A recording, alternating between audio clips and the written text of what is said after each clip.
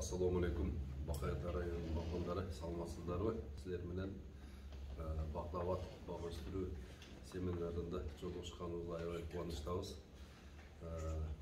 Borboraziya bag'bonlar birimligi şu 3 yıldan beri Kırgızstanda qidirib, rayonlarga barib, oşol rayondagi алдыңкы иштеп аткан багбандар менен жолугуп, ошолорго biz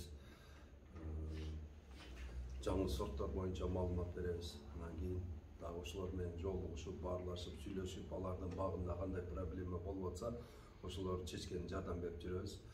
Биз өзү багбандар биримдиги 2015-жылдан бери иш алып барып, аракет кылып атабыз. Биз жаңы баштаганда Кыргызстан боюнча мындай карлик, поликарлик көчөттөрдү жакшы тааныбайт элдер.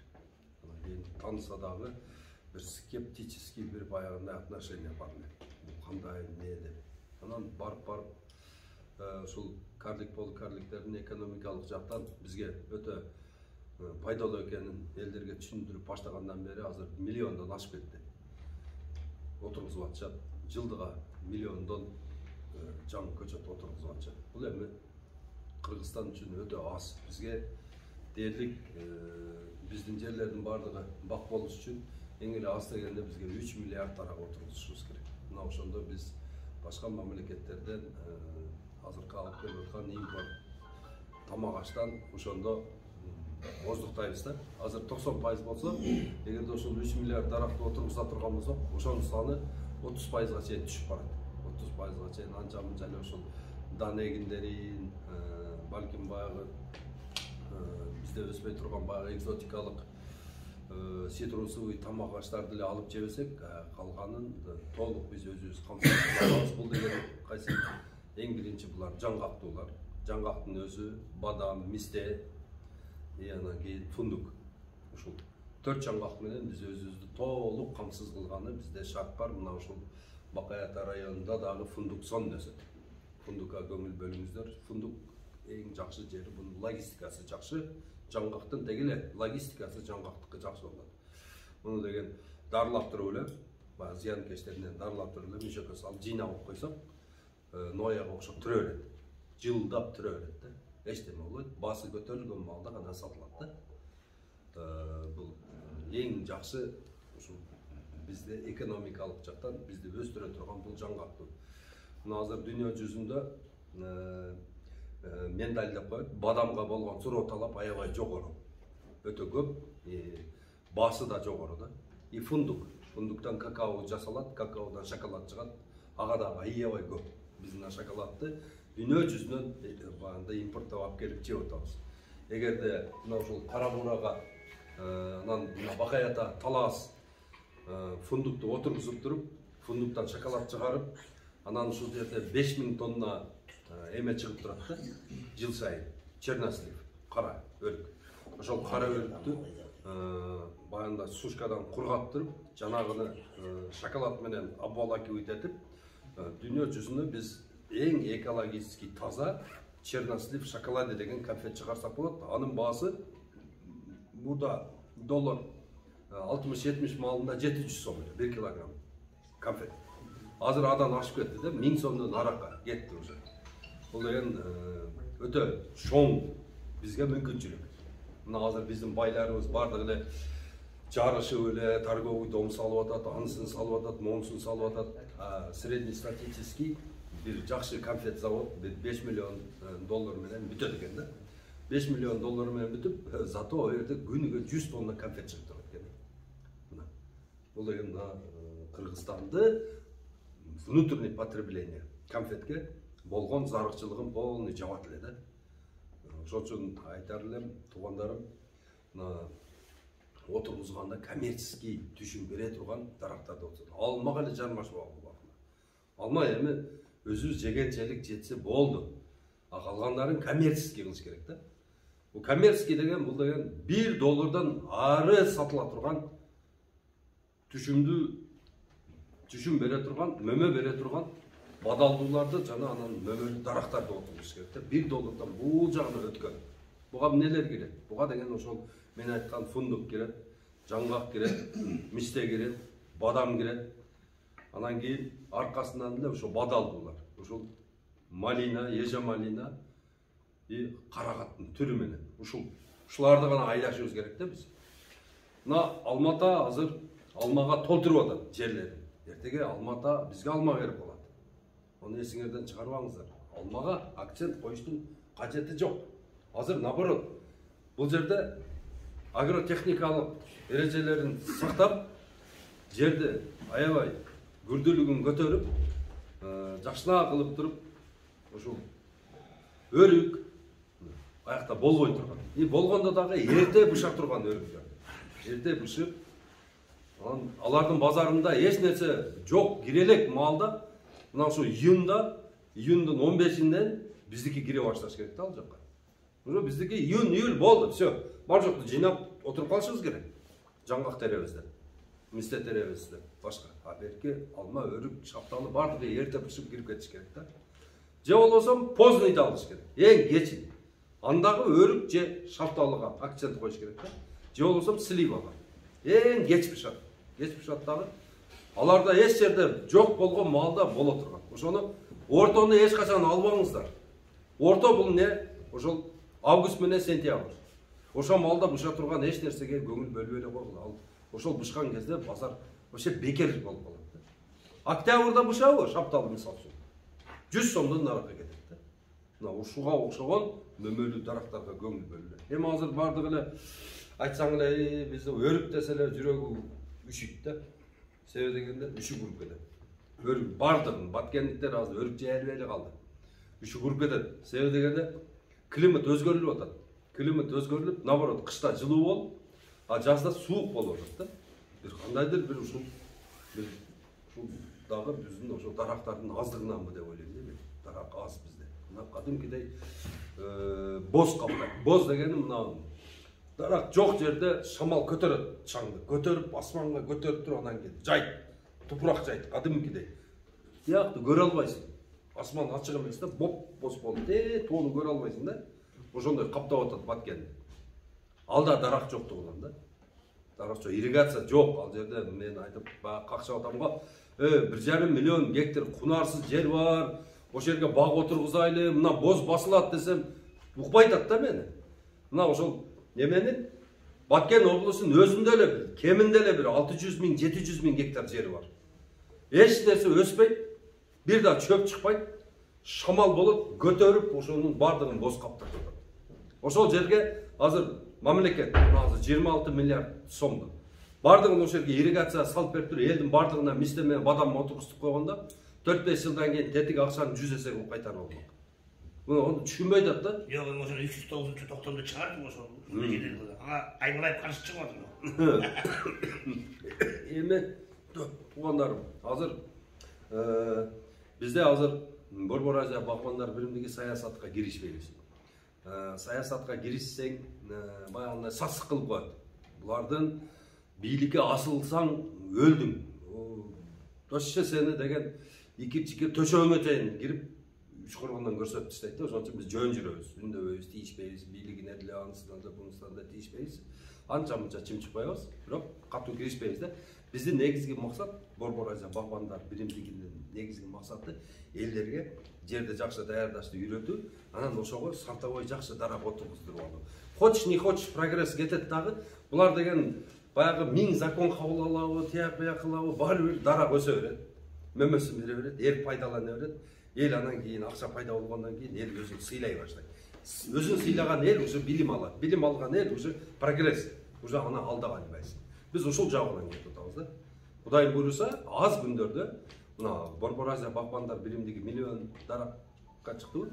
Кудай кааласа жыл сайын 5 миллиондон отургузган чыгабыз. Аз калды. Барып туруп, Кудайым буйруп насип этсе, Кыргызстан ушул жашыл бакка айланат. Мына азыр 500 000 гектар жерге кыйын биздин депутаттар киришип атат, аракет кылып атат. 500 000 жайыт болуп калган, жазылып калган кунарсыз жерди бөлүп берсек, ал жерде 500 000 гектарга 1000ден эле дарак отургузулганда, мындай 50 миллион дарак отургузулат. 50 миллион дарак деген бул деген бир күндө канча абаны тазалайт. Бир күндө канчалаган ошол жерде микроорганизмдер пайда болот, жердин асылдуулугу болот. Анан ошол жерде канчалаган ушул адамдар барып иштейт.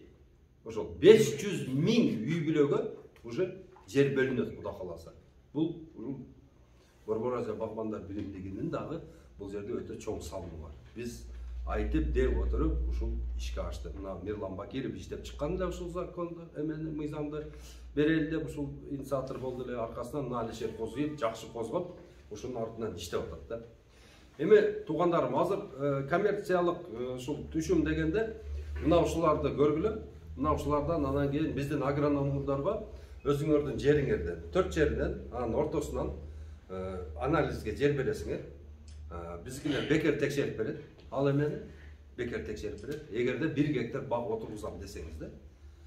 Текшерип берет дагы, анан кийин ошол жерге эмне жетишпейт бардыгын айтып бересиз, жерди даярдайсыздар.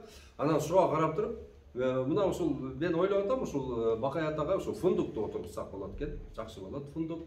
Анын артынан да баягы Анжелино Стенлей деп 2 сливабыз бар. Мына биздин азыркы сливага караганда крупный, 3 эсе 4 эсе крупный болот.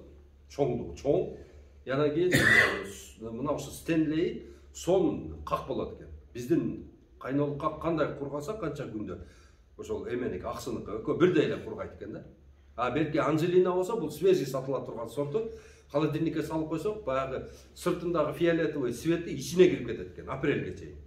Эми баягы Сальвадордо, башка мамлекеттерде слива түгөнгөн маалда, ошондо Москвада сливанын баасы 400-500 рубльге чыкканда биз чыгарат экенбиз да.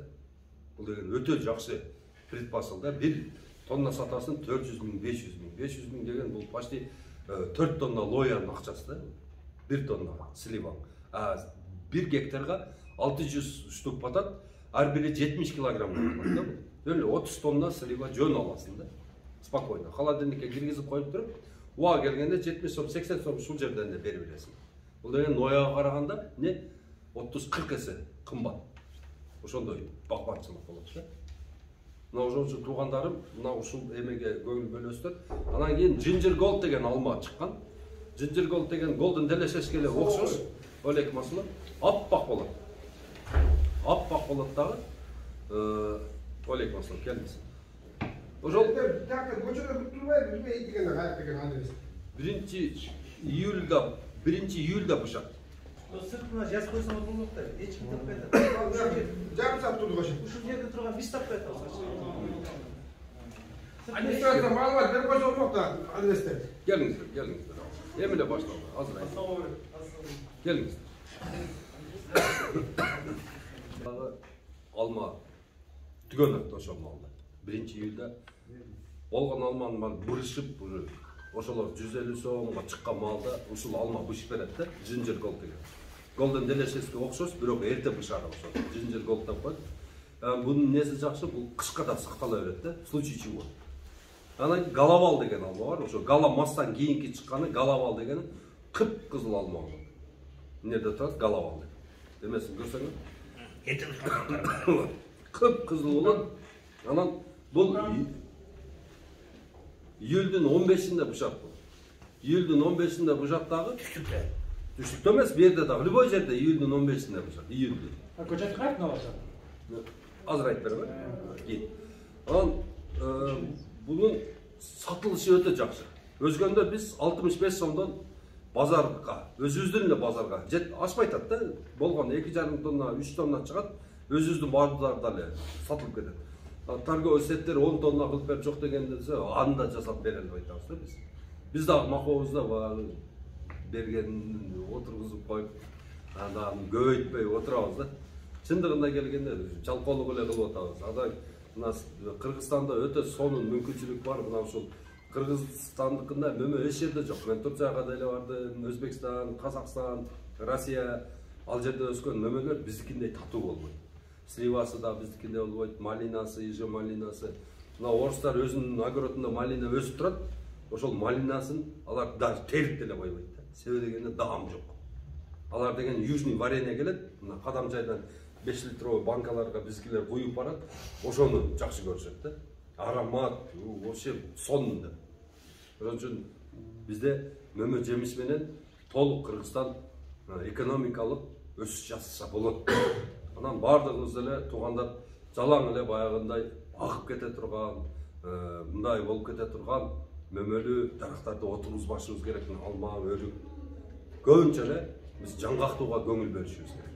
Жаңгак. Бул сакталат, узак мөөнөт турө берет. Мисте, жаңгак, фундук. Анан өзүбүздүн бадам деп коет. Мына бадам ушул Манас районунда бадам жакшы болот. Бизде 10 апрелден кийин гүлдөй турган бадамдар бар. 10 апрель өтөт, анан кийин гүлдөй турган бадамдын сорттары бар. Жапайы подвойдо сууну дагы аз талап кылат. Мына ошону Манас районунда отургуз керек да. Ошол жакка аябай жакшы түшөт. Талалар жаман чоң экен го, аял жакта. Эгерде ошонун баардыгын бадамга толтура турган болсо, эл дегеле эч жакка чыкпай эле ошол жерде эле бадам терип сатып отуруп калмак да. Мына бизде деле чыгып талаларды көрдүк мына жакта. Өзбекстанда детигинде жерлерди да иштетет да. Детигинде жерлерди полностью балкон кылып, жана жерге бадам же мисте отургузуп таштаган. Мына ошол эле бир эле дөңдүн мистеси 1,5 миллион, 2 миллион долларлык мисте сатышат ошол жерде. Мурда бул жерде эшек бакчыбыз дейт берген. Азыр дейт жакшы акимдер келди дейт бизге. Анан ошолор дейт Ирандарды алып келди, Ирандар ушуну жазады дейт. Биз суу бою эле турабыз дейт. Мына түшүмүн көрдүңбү? Мисте бадам эгип таштаган. Бир эле чоң дөңдөн ошол жерден 1,5 миллион долларлык бадам сатылып, мына хакимияттын счетуна түшөт ошол дейт. Ошол хакимият ошону дейт распределять этет, каалагандай дейт. Кааласа майрамга иштетет, кааласа Наурузга иштетет, кааласа дагы бирдемеге иштетет дейт да. Ошол дөң дейт, ол муниципальный дөң экен да, ошол. Бизде андай дөңдөр деген толтурат. Дегеле айтып атам го, багбанчылык менен баардыгыбыз аракет кылышыбыз керек. Мына азыр силерге биз сунуштап аткан сорттор Галавал деген алма, Ginger Gold деген алма. Ушуну отургузгула. Ысык жерлерге бизгилер билбей баягы Star Крипсон, же Редчи, же Golden Delicious, же Granny Smith отургузуп 1500 метр деңиз деңгээлинен жогору жакка отургузуш керек. Анда зимний алмаларды. Болбосо алар бөк болуп калат да. Кармап туруп бир койсоң эзилип кетет. Жакшы болбойт. Аймакка чыгып эмес. Мына ошол эрте бышарлар ушул жерге түшөт. Анан сливаны өзгөрткүлө, сливанын сортун өзгөрткүлө, срочно. Мына Стенлейди, анан Анжелинону айдагыла. Булар деген бир топ жогору басып, жогору кетет, түшүмдүү болот, оорубайт. Канча жылда түшүмдүү подвойлор менен экен. Подвойлору ушул көрсөтүлгөн эле подвойлор. Полукарлик. Биз жалаң полукарлик ташыйбыз. Карликке кыргыздарда азыр каражат жок да. Азыр 30 миң, 40 миң доллар кетирип 1 гектар бак кыла албайбыз да пока. Мына азыр полукарлик отургузсак, ошого көчөтүнө 4 миң кетет экен, где-то 4 миң. Анан капельныйына 3 миң кетет экен, 7 миңди, анан тосконуна. Ошону менен где-то 10го барып калат экен. 4 миң болгондо канчалык түп кетет 1 гектарга? 1 гектарга эгерде алма отургуза турган болсоңуз 1200 түп кетет. Калганы баардыгы 5-3гө отургузулат дагы, айвадагы, анан детиги алмуруттагы, слива, бадам баардыгы 5-3гө отургузулат. Калган 5-3. Только алма эле 2-ге 4. Ошону эсиңерден чыгарбаңдар. Полукарлик, жалаң полукарлик ташыйбыз. Полукарлик көчөттөргө эгерде заказ берем десеңиздер, 1 апрелге Бишкекке келет. Азыр биздин балдар менен байланышып, мага мынча керек деп айтып койсоңуз. Ал 4 миң болбойт экен да. Ал где-то 400 миң болот да. 4 миң доллар. Доллар менен бизге доллар менен аз жетпейт. Неме? Суроолор берерди. Биздики мисалы деңиз деңгээлинен 3 миң да. Бир жак канча? 800 миң бул жерде эрте бышар отуруш керек. 1000ге чейин эрте бышар. 1000ден өткөндөн кийин анан кийин эмени отургузасыз. Жана сливаны экинчи түрүн айтып койсоңуз? Анжелина. Анжелина. Анжелина, анан Стенлей. Анжелина сливасы апрелге чейин холодильникте тура берет, бышшык болуп. Анан бетин баягы өзүнүн цвети бар го, фиолетовый, ошол ичине кирип кетет экен. Ушунчалык укмуш болуп, жештүү болуп калат экен да. Анан бияка биз бишиктен тартып алабызбы, же кандай Эгерде бул жерде холодильник болгондо биз бир машина эле көчөт алып келип туруп, ушул малга алып келип холодильникке салып берет элек, ошо бөлүп алсаңар жакшы болот эле. Сен тияктан алып келгичейин ал көчөт эме только мороженое ташыган баягы портерлер бар. Ошондойго эле салып жөнөтө алабыз да биз. Ошо безопасный болуш үчүн бул жакка холодильник болгон бизге жакшы болот эле да бул жерде. Бул жерде холодильник болсо, Түркиядан келип эле холодильникке киргизип коюп туруп, акырын распределять ете берет элек. Холодильник тагына сүрөш керек эле. Холодильник тапкыла, мен бир машина алып келип берейин. Заказды айткыла. Эми күзгө. Бардык көчөттөр $4. Бардык көчөттөр бул жакка кете турган бардык көчөттөр $4. Канча сом болот? 4 сом болду. 4 сом. Гала кайсы убакта бушат? Гала июлдун 15-inde бушат. Гала Маст, Гала Галавал, Гала Маст, Эрли, Женева, анан тетиги Джинджер Гол 4 алманы отуруп. Кызыл бала? Кып-кызыл болот. Летний сорт. Летний сорт. Кышка да жакшы сакталат. Буларды акыл окуштан кайра кыйштырса курулуп Кыйштырасыз, кыйштырасыз, өзүңүздүн тамырга кыйштыра турган болсоңуз, да мурдагыдай эле кете берет да. Мурункудай эле. Кече мен адашып баягы немени подвойду 21 сомдон деп коюпмун. 21 сом эмес экен, о подвой $1 экен. $1. $1 подвой тамыр алып келип беребиз, отдельный. Ошо маселени Ошол. Мына тамыр алып келип беребиз. Каласаңыздар алманыкын, каласаңыздар бадамдыкын, любойнукун алып келип беребиз. Ошол тамырга өзүңөрдүн жакшы көргөн алмаңарды улап алсаңар болот. маселе подвойдо жатыр да. Подвойдо. Канча подвой? 306, жалаң 306 алып келип беребиз. Алмага жибек кетип. Семишкой культураны подвой, семишкой. Ошо подвой эмнеки ошо? Бул подвойлор алманыкы өзүнүкү келет, неме айваныкы өзүнчө, грушаныкы өзүнчө. Үчөө бири-бирине да түшө берет. Ошону кыйыштырса да болот. Биздин өзүбүздүкүнө кыйштырса соғып бекат? Чоң болуп калат да. Чоң болуп калат, высокорослый. Болот. Мына подвой алыш керек да. Абдулла Ташиев еще фундук өсөт бекен бизде? Өтө сонун өсөт. Фундукка баягы жалбатта көрдүм да. Бир 10 жылдан бери принимать этип отурду. Бир 5 жылдан бери немесин алып көрдүм. Чүмүн алам. Ошо фундук кандай бизде өзүбүз Чүйгө, таласка, көлгө сонун болот экен. Фундук. Азыр бир грузин менен сүйлөшүп атабыз. Кудай кааласа, келерки жылкыга бир машина фундук алып келебиз. Бир машина фундук өзүнүн көчөтканасы бар экен. фундук азыр өзүбүздүн испытанияга үйгө эле жегенге. Ооба, эртеге келет, 100 фундук келет. Ошондо таласка Саматка беремин, бул жака. Саматка бир экөөнү беремин, Карапурга беремин, таласка беремин балдарга. Үйүнө отургузабыз. Самат ким болду? Ушул ала. Ушул алага экти бербей эле дагы бирөөлү кошуп коюп, бизде да алайын.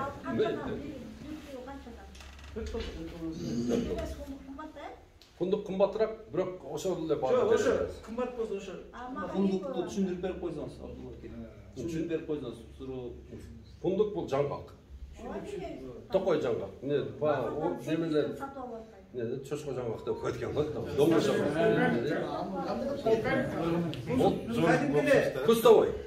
Кустовой болот. Жок, кадимки эле дарактай кылып тигебиз да. Дарактай эле кылып тигесиңер, бирок баягында куст болот экен да ол. Вот, жерге бересиңер да, жерге. Бул жаңгактын бир маселеси да. Жакшы сакталып туткан мен эч сакталып маселе жок. Бул жаңгак биздин жаңгакта талашып жаткан жаңгак. Сууку болгон сезим табы күчтүү да. Сааңда болсо үчүн алып кетет. Мына ошол жагын карашыбыз керек деген. Бияка жаңгак отургузбайбыз. Бул жака фундук отургузабыз. Ошол фундук эми тиги бир эле семейчи бар да. Бирок немени наоборот, баягы Грузияда куттум ушундай кар үстүндө турган ошонун түбүндө өсөт экен да. Ошону жакшы көрөт экен бул. Наоборот, суукту принимать этет. Жаңгак бар, бедер үшүй берет жаңгак. Hiç болбойт бедер жаңгак. Мына даже биздикилер мына чандилер апарып ошко отургузду. Чандилер деген турецкий жаңгак 1 эле градуска баягы положенный градусунан түшүп кетсе эле 75% түшүм бербей коет. Жок, берди жаңгак көп кой элде. Жерде көп, бирок түшүмдүүлүгү аз да. Жок, сонун эле болот. Бизге томдой көрүнөт. Максималдуу берет. Астан болуп жаңгактын түшүмдүүлүгү аз. Маселе да бери. Мына неме туугандар, мына жаңгакты эгерде узак мөөнөт пайдаланбай турган баягы алысыраак жерлерге мындай кырпырларга отургузса болот. Анан бир эле жаңгагың 10 сотик жерде эле болот. Анан керектүү ошонун ордуна да бир 150 слива отургузсаң, 70 килограммдан берсе 10 тонна түшүм алып атпайсың. Ошону анан кийин 30дан бербесең 300 миң сом акча болуп атпайбы. Бир эле жаңгак бол 2 чиптар жаңгак берет. 50 сомдон сатсаң 10 миң сом акча болот, дейм. Туурабы? 200 килограмм берсе. Бербейт да. Ошого эң жакын. Слива, фундук, галавал, галамас, эрле Женева и баягы эмен. Анан тетиги ылдый жака Манас районуна бадам. 10 апрелден кийин бадам өзү 3кө бөлүнөт да. Кол бадам деп коет, кол менен чагылат. Бирөөсү тиш бадам дейт, тиш менен чагылат. Бирөөсү таш менен чагылат. Ошо таш бадамды буяка отургузганда ошондо безопасный да. Судан дагы ончо эмеси жок, капризный эмес. И анан бун только маңызга кетет. Таш бадамдын маңызы ичиндеги даны. Белки кол бадамдыкына караганда канча процентке ичинде майлуулугу дагы артып турат, татуу болот. Ошон үчүн көбүнчө эле түшүнгөн адамдар таш бадам алат да, таш бадамды чагып маңызды жейт. Ошон үчүн ошол жакка эме. Бул жактардын баардыгын ошо сливага толтуруш керек, жаңы сорт сливага. Жана мен айткан алмаларды. Башка жакта алма жок, малда бишип берет, ылдый түшүрүп сата бересиздер. Эң сонун болот. Бадамды аралыктарын канча болуп келет? 3-5. Бардыгы 3-5. Ооба. Бадам деле, мисте деле, кайнолуңуз деле бардыгы бирдей. Уходу кандай уходу? Обрезка не кандай? Обрезка ошол обычный эле обрезка. Шамал өтө турган кыласыңар. Воздуха доступ к солнцу. Анан эркек жактарын алып турасың. Трутиндер. Гаргатан утаката калтырат. Ошол. Алмады. Ошол бирдей эле да. Assalamualaikum. Waalaikumsalam. Сизди көптөн бери көрүп жүрөбүз. Интернеттен ар бир тармактан анан бүгүнкү күндө баягы Кулпунай менен Майлина боюнча дагы ушулардын түшүндүрүү боюнча баягы ар кандай күнөс каналарда да өстүрүшүп атпайбы. Эгерде сизде ушулар боюнча маалымат болсо, кайсы жерден алса, кандай сорттору, балким ушул жактар боюнча кеңири түшүндүрүп кетсеңиз дегем да. Себеби дегенде азыр күнөс канал уюштуруп ошол баягы мээнетти көп талап кылган менен көп жерге экпей эле азыраак жерден көбүрөөк түшүм алып, көбүрөөк мээнет саттоо менен жакшы илгери жетишкендерди көрүп атабыз да. Ушулар боюнча маалымат берип койсоңуз. Жақсы суроо бердиңиз. Аз жерден көп түшүм алуу ар бир дыйкандын бул миссиясы да. Чтобы жер дагы жабыркабаш керек и бар жогу гармонияда болуш керек. Мына Кулпунай боюнча айтсам, ошол Нокаттык Алишер деген жигит өтө жакшы ушул жөнүндө иш алып барып атат. Секвенциялардан бери барып келип, буну деген өтө опытты ашып сонун иштеп атат. Ошонун сабактарына катышкан аракет кылайлы. Бул Кулпунай жөнүндө менин деги эле маалыматым жок да.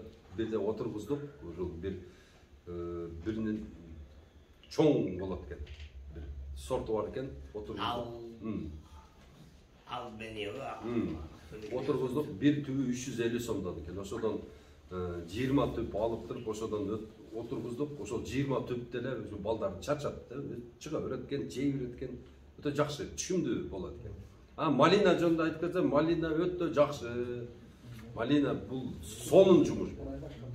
10 сотик эле эгип ала турган болсоң, ошол бир үй бүлөнү жөнүндө эч нерсеге зарыктырбай багат да. 10 сотиктен 4 тонна ушул кара неме малина саткан адамдар бар бизде. 4 сотиктен эле. Себеби баягы Усман өрген бүгүнкү Талас областынын көпчүлүк эл аймагы жеринин көпчүлүк бөлүгү Төө Бурчакка багытталгандагы жердин да кыртышы өлүп атат. Анан көп жылдык айдоолордун себебинен ушу түшүмдүүлүк начарлап да кетти. Төө Бурчактын баасы салыштырмалуу эч кандай эле өскөн эле жок да. Мындай экономика карата баанын өсүш тартиби анчалык болгон жок да. Анан уже Таласка жаңычылык нерселер киргизиш керек да. Мисалы биз 3 жылдан бери уже дарбыз тигип атабыз да. Таластачы. Дарбыздын деле түшүндүүлүгү сонун болуп атат. Андан да башка мындай жаңычыл бир иштерди киргизиш керек. Туура, молодец. Аябай жакшы энтузиаст жигит экенсиз. Баягы дарыбызды өстүрүп, бул жерде чүйдөн ташый бербей, өзүңөрдүн дарыбызыңар болсо болот. Дарыбыз деген органика болсо анан жакшы болот. Азыр мына жалпы эле ушул талас өрөөнүндө төп бурчакка ушул ноя отургузуп, жерлердин асылдуулугу төмөндөп кетти. Себеби баардыгы эле хим обработка. Химиялык жер семирткичтер менен астын ошону азыктандырып жерди. Үстүн болсо жалаң гербицид, фунгицид, пестициддер менен обработка кылгандыгы үчүн уже жер барып уже чаң болуп атат да. Ал жерде баардык микроорганизмдер уже өлдү. Жерди күрдүүлүгүн көтөрө турган күч жоголду. Аны кантип кайтарып алабыз? Бул ушул жөнүндө сүйлөшөлү туугандар. Мына азыр Кыргызстанда 100 миңден ашык киши биогумус багып атат да.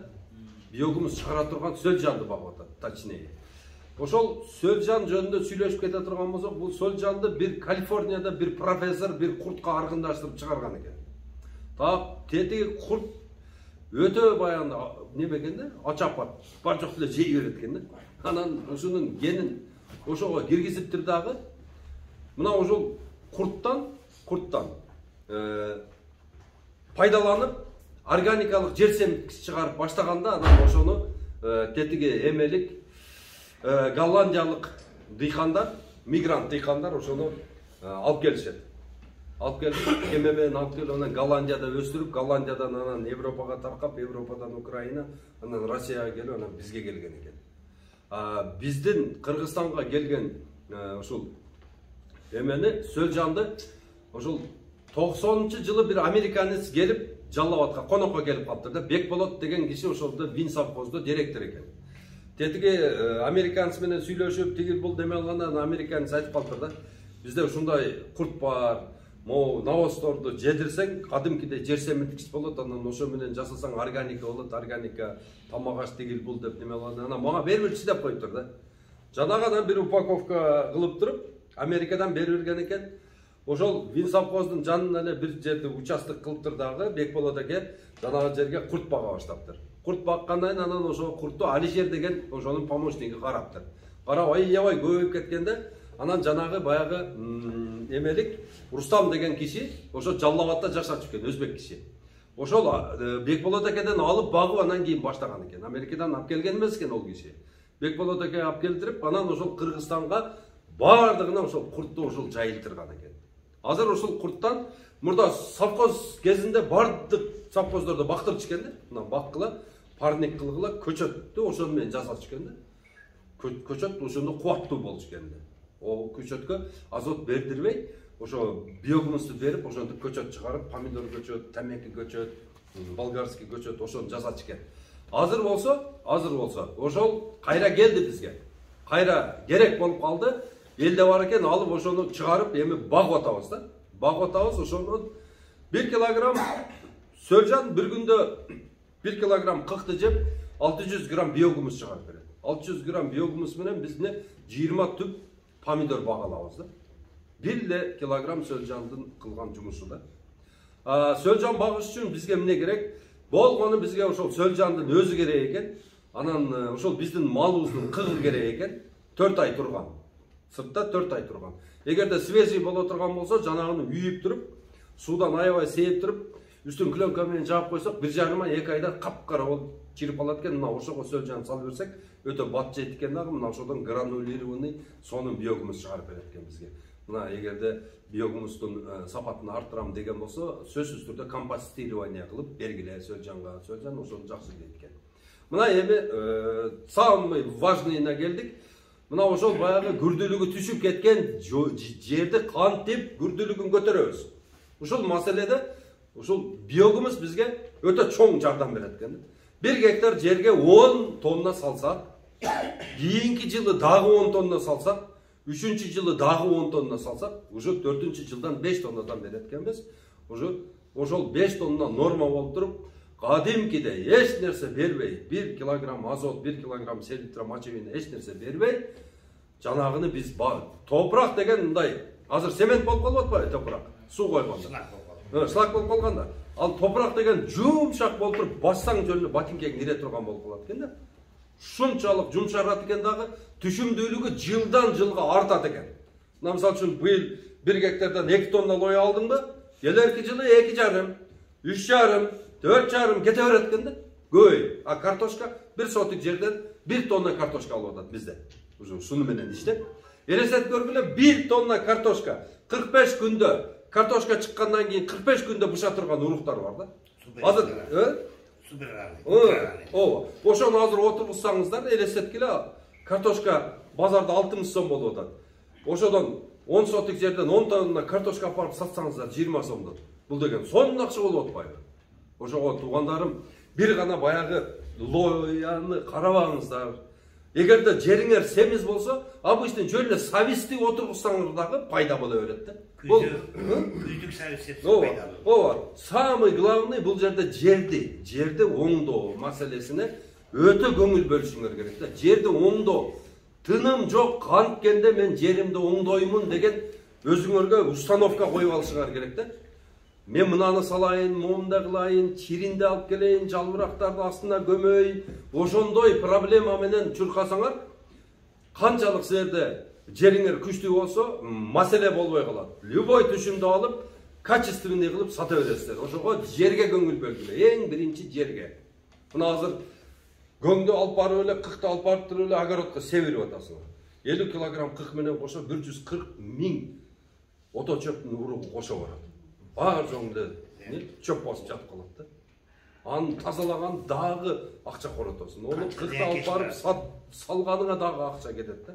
Ошол кыкты үйдөн жылдырбай туруп, биздерге үйүп туруп эле судан куюп, үстүн жаап, 2 айдан кийин ачып, судан куюп, сөлжан салып коюп, 3 айдан кийин полный переработка кылып берип, апарып жериңе иштете бер.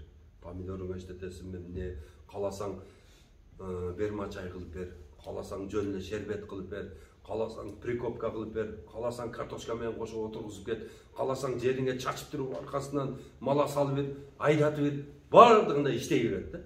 Ошого туугандар биогумуска өткүлө. Ар бириңердин үйүңөрдө жок дегенде 3-төн 4төн мал барып турат. 1 телешке, 2 телешке кык чыгат өзүңөрдөн эле турат. 1 сотиктен 1 тонна дедиңизби картошка? Ооба, 1 сотиктен 1 тонна. Өзгөгө барсаңар, Адан деген чоң аксакал агроном бар. Ошонун үйүнө барып, өз көзүңөр менен көрүп келсеңер. Ушул иштерди. 100 тонна картошка. 1 сотигине. 1 сотик.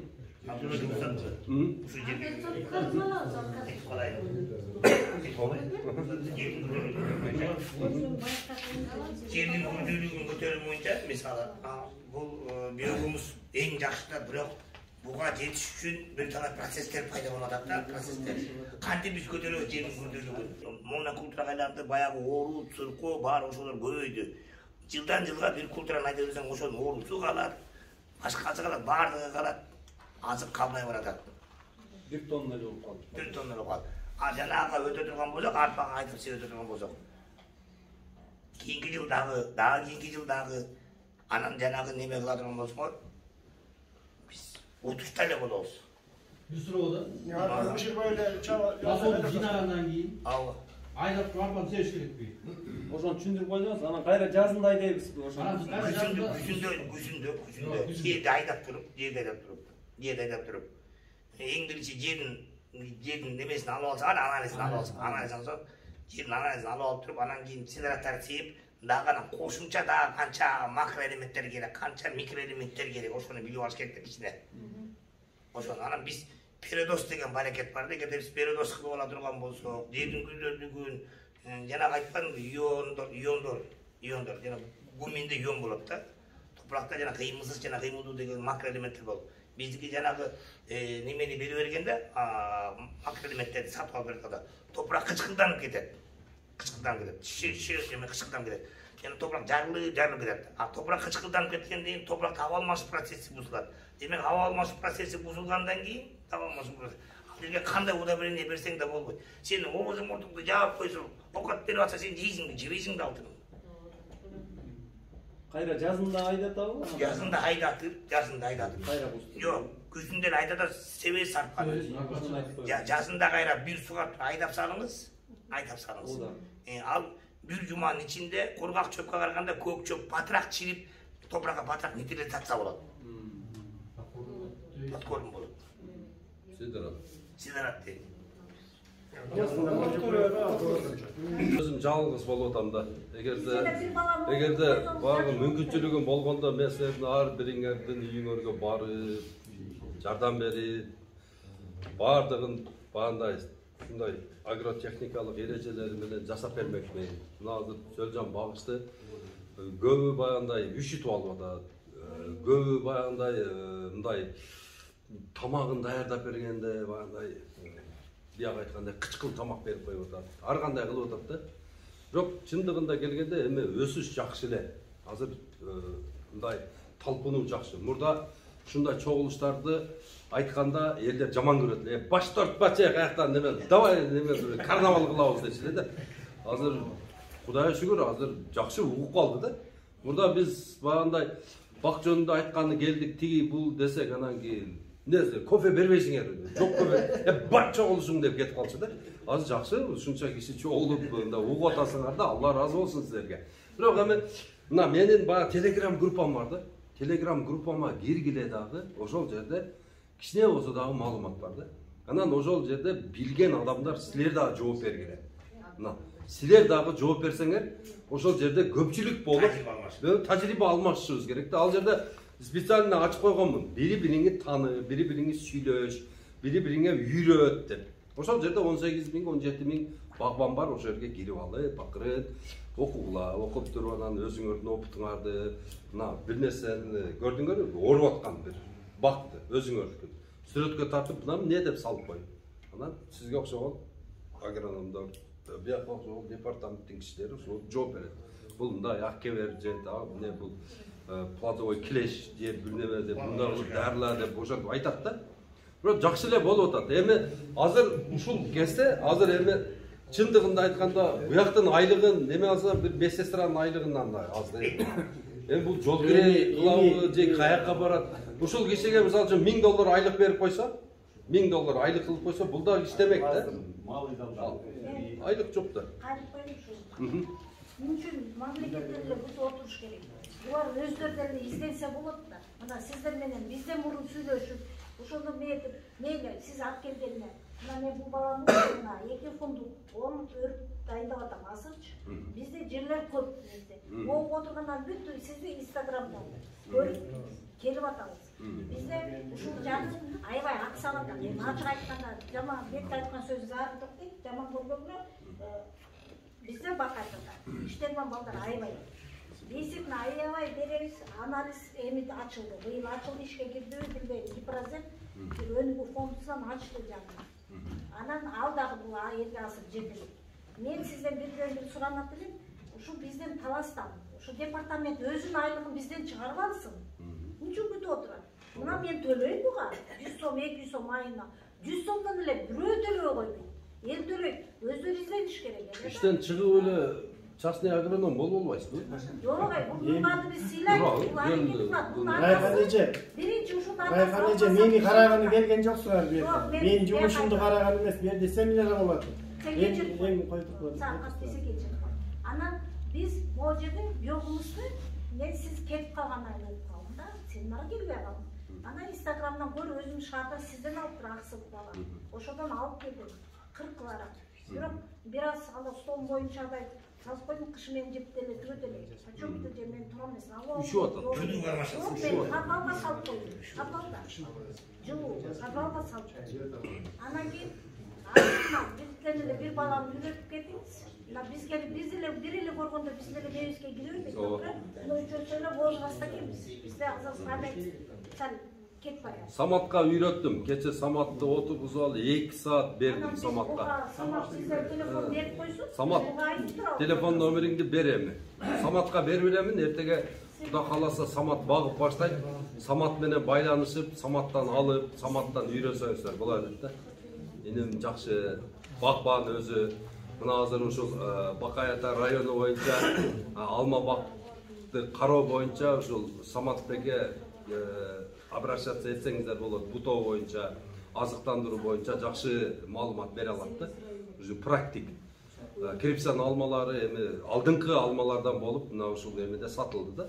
Ушул Саматбекке обращаться этсеңиздер болот. Мен ошол Саматбекке берип беремин. Балким 100 коробка, 200 коробка берип беремин. Саматтан барып ала бересиңер. Макулбу? Сөлжанды. Канчадан кыларам? Bir коробкасы 3000 сом. 10 килограмм болот. Ал эми жылдар кое берет да. Бир эле жолу 3000 сомго бир эле жолу алып коесуз. Эки эле сөлжанды bir коробкага салып койсоңуз, бир жылда 1,5 штука көбөйөт. Өтө тез көбөйөт бул. Бир эле жолу аласыз өмүрүңүздө. Анан 40-ты үзбөй эле бере берсеңиз жашай берет. Ибой кып бере берет, да? Ооба, койдукун, малдыкын 4 ай турган кык болсо болду. 4 ай.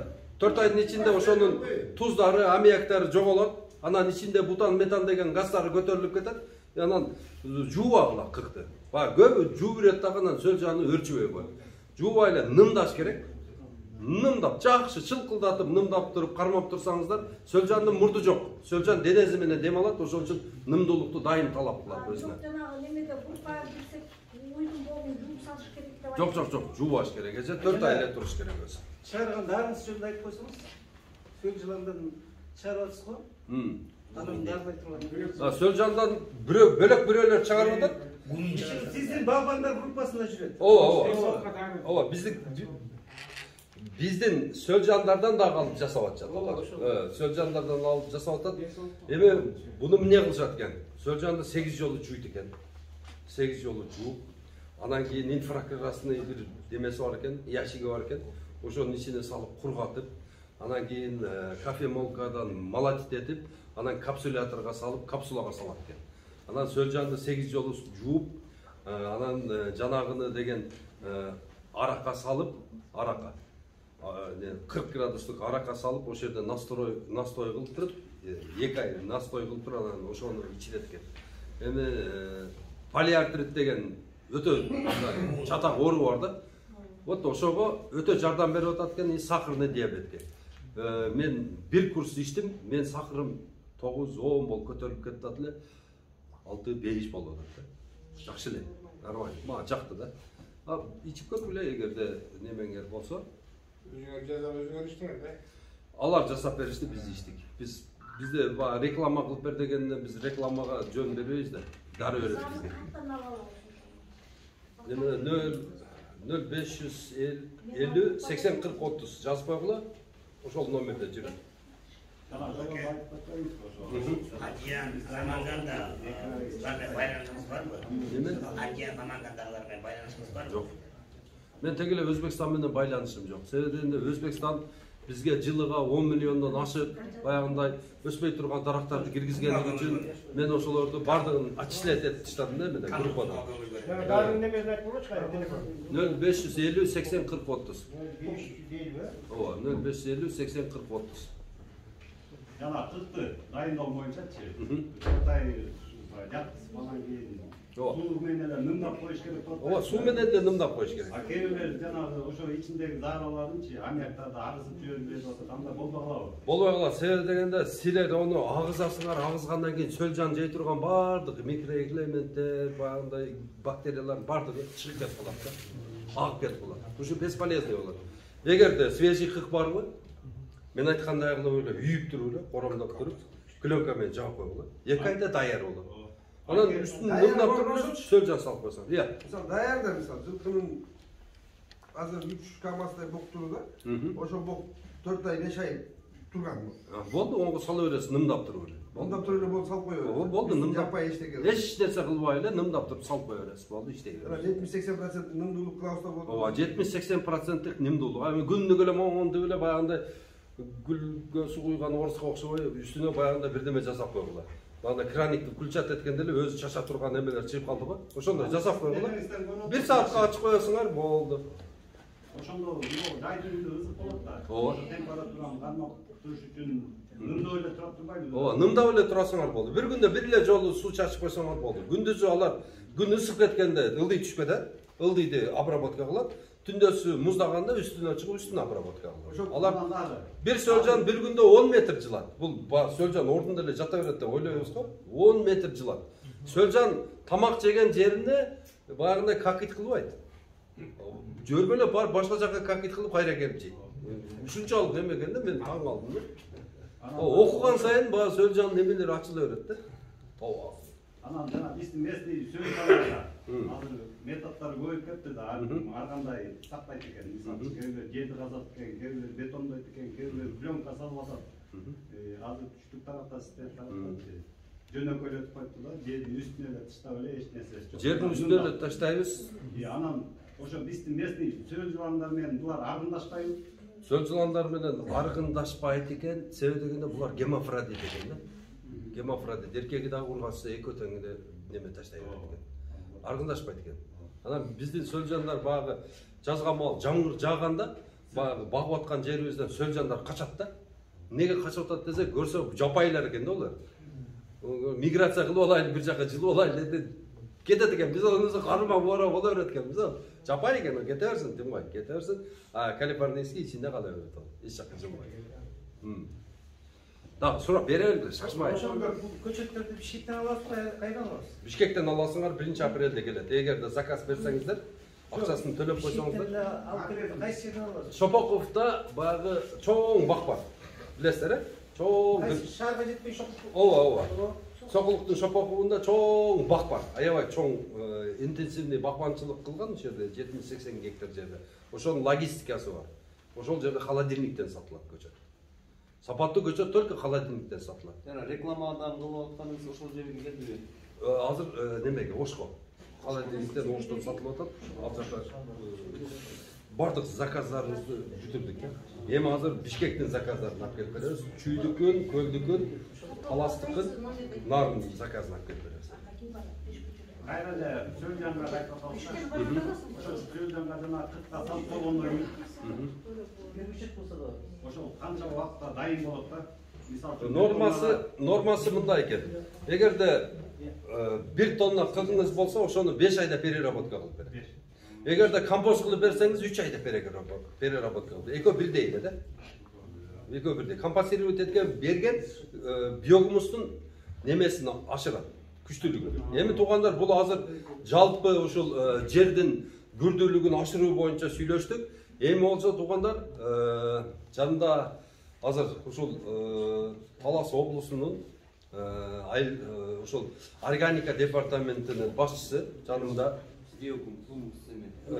биофабрика. Жок, азыр департаменттин филиалынын жетекчиси жанында отурат. Бул киши азыр бизге эң акыркы илим боюнча сүйлөп берет. Бул деген илим энтомология илиминен бөлүнүп чыккан энтомофагтар жөнүндө сөз болот. Ошол энтомофагтар бизге химиялык обработкалардан качуу боюнча, органика өтүү боюнча сүйлөп берет. Менде бир суроо бар. Таныштырып. Мен сиз телефондон көргөм да. Жана алмалардын оорусу боюнча айткансыз. Ошол дарыларды айттыңыз эле. Сизге чалсам албай койдуңуз. Кандай дары эле ошону унутуп калдым да, ошол боюнча сизден сурайын дегем. Мейли, азыр бияк жооп берип алсын, мен сизге жооп берем. Мунарбек аты Мунарбек. Аты Мунарбек. Чогулуштарга келип катышып жүрдүк эле. Тааныш болгондой адамдар көрүп атабыз. Катыраак. Айтайын дегеним, айта турган баары айтылып калды. Бу жерде акелер бар экен, практикующий. Булардан көп жаңылык угуп атабыз. Абдулаташевич да көп нерсени айтты. Болгону мен кошо турган нерсе өзүнчө дыйкан бир ийгиликке жетиши мүмкүн экен да, бирок жалпы ийгиликке жете албайбыз да. Бир өсүп өнүгүү болсун десе башыбыз биригиш керек экен да. Бир жамаат болуш керек. Куранда да Аллах Таала айтат да, Алланын жардамы жамаат менен бирге депчи. Баягы колхоздун системасы болбосо да бир жамаат болуп ушул биригиш керек болуп атат. Ушундай площадкалар көп уюштуруш керек. Азыр көп суроолор болуп атат. Мисалы, Абдулаташевич атайын алыстан келип бир аз убакыт өткөзөт, бирок ал жетишсиз да. Бул келип жашап алат элем, жетишпей атам деп атпайбы? Ошого арабызда мисалы, ошо Абдулаташевич үйрөткөн кишилер бар, Самат мына акелерди пайдаланып, ортого салып, бирөөлөр жетишкендиктерин, бирөөлөр жана кече Кара Бурада чогулуш болгондо 2 киши жолугуп көчөт боюнча жана капитан дедиңизби, смородинанын. Крыжовник менен карагатына. Экөө табышып алды. Бирөө бир смородина бере турган болду, бирөө болсо башка сорт бере турган болду. Ушундай баягы площадка көбүрөөк болсо, анан айтып кетпедиңиз, мурун эл көңүлсүз эле. Азыр мына ушунча дыйкан кызыктар болуп калыптыр да. Кызыктар болуп калды. Анткени 30 жылдан бери фасоль айдайбыз, 10 гектарды иштетип аткан киши жылына мисалы канча киреши таап азыр бир князь болуп калыш керек эле да. Болбосо баягы эле бир тонна фасоль менен отуруп, ошого баягы сапатка өтө турган заман келди окшойт. Элдин талабы да, заманында талабы ошол болду. Бул учурда эмне кылыш керек? Илимге көбүрөөк баш багыш керекпиз да. Агрономдор бар, ошолордун илимин алыш керекпиз. Анан тажрыйбалуу дыйкандар бар, багбандар бар, ошолорду ортого сала турган болсок, мисалы көп пайдаланат элек. Эже айттым, мына биогумусту өстүрүү боюнча мен билбей атам, балким канча акча чыгым кылды, ошону эми мындайча айтканда чыгым болду да. Болбосо канча убакыттан бери буну биогумусу прибыль алып келиш керек эле да ушучу. Ошого билген адамдар бар, ошолор баягы биригип кеңеш сурап, билгенибизди айтсак, Абдулла Ташиевичке Аллах разы болсун. Болбосо кээ бирлер ушуну бизнес кылып сактап отурат да. Мен эле байыйм, меникин эле алсын депчи. Канча жылдан бери какшап, мындайча айтканда мажбур да кылып келип, анан үйрөндүк да. Анан алып атабыз, сурап атабыз дегенде. Астында көптөгөн пландар бар экен. Ошого биз да кошулат элек, биз департамент дегеле бул саясатты жүргүзө турган өзү орган бирөө эле экен да, ошол органика саясатынчы. Азыр сүйлөшкөн сөздүн баардыгы органика, тазалыкка өтүү, баягы табигый айыл чарбасына өтүү, баардыгы ошону колдойбуз. Жана башында туруш керек элек. Сиз айткандай, бир аз зарплатага биз Руар менен Талас областынын дыйкандар бар кыдырып бүтө албайт экенбиз. Бирок ушундай эмелер, начинанияларды баштап, анан кийин дыйкандарды колдоп, ошо дыйкандар менен иштесек, эже айткандай, ошо дыйкандын эсебинен биз деле зарплата чыгара алсак болот. Мисалы, 1 гектар багы бар. Ошол бакты түшүм албай атат. Агроном барып туруп кеңеш бере турган болсо, көбүрөөк түшүм ала турган болсо, ошонун 10% мага бересиңби десе макул болот да дейт. Жаным дейт.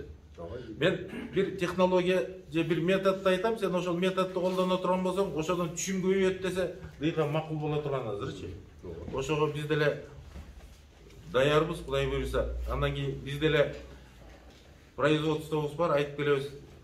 Микробиологический препарат. 7 жылдан бери какшап атабыз, эл эми түшүм келатат да. Микробиология бул эч кандай бир адамдын ден соолугуна, өсүмдүккө, жаныбарга зыян алып келе турган нерсе эмес. Бул табияттан чыккан нерсе да. Өзү адам өлгөндөчү. Адам өлдү дегенде инна лиллахи ва инна илайхи раджиун деп айтыш керек экенбиз да. Алладан келдик, Аллага кайтабыз. Ал эмне деген сөз десе, топурак бул топурактан жаралдык эле кайра топуракка кайтабыз деген сөз экен да. Топурак менен адамдын биологический, химический состав салыштыра турган болсо, экөө бирдей экен да. Топурак биздин бир тууганыбыз да, мындайча айтканда, прародитель. Эми ошого кам көрүү керек да. Сиз айттыңыз, кам көрүү керек. Эми ошо топурактан чыккан витаминдер биздин баягы химический, биологический состав балансты толуктап турат да, камсыз кылып турат. Эгер химия кошула турган болсо, кече Кара Буразада эме болду, сөз болду. Почка ооруп атат, анан кийин баягы бөйрөктөрдүн отказ берип, боорлор ооруп атканы ошо химиянын таасиринен депчи. Ал химия организмге киргенден кийин сыртка чыгыш кыйын экен да. Жерден чыгыш кыйын болуп атат да.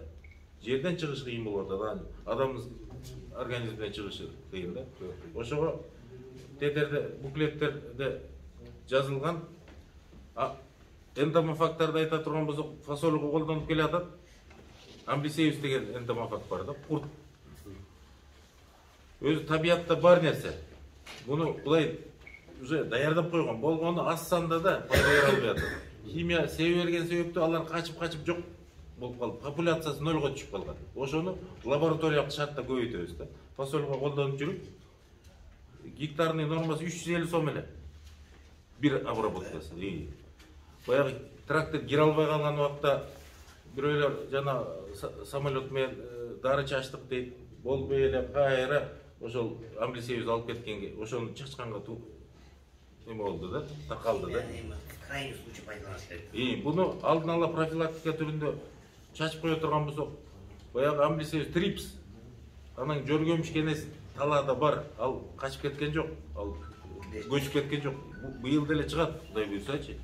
Балким кандай зыян берет, ошондо да кептин баары. Муну себеш керек экен ошо.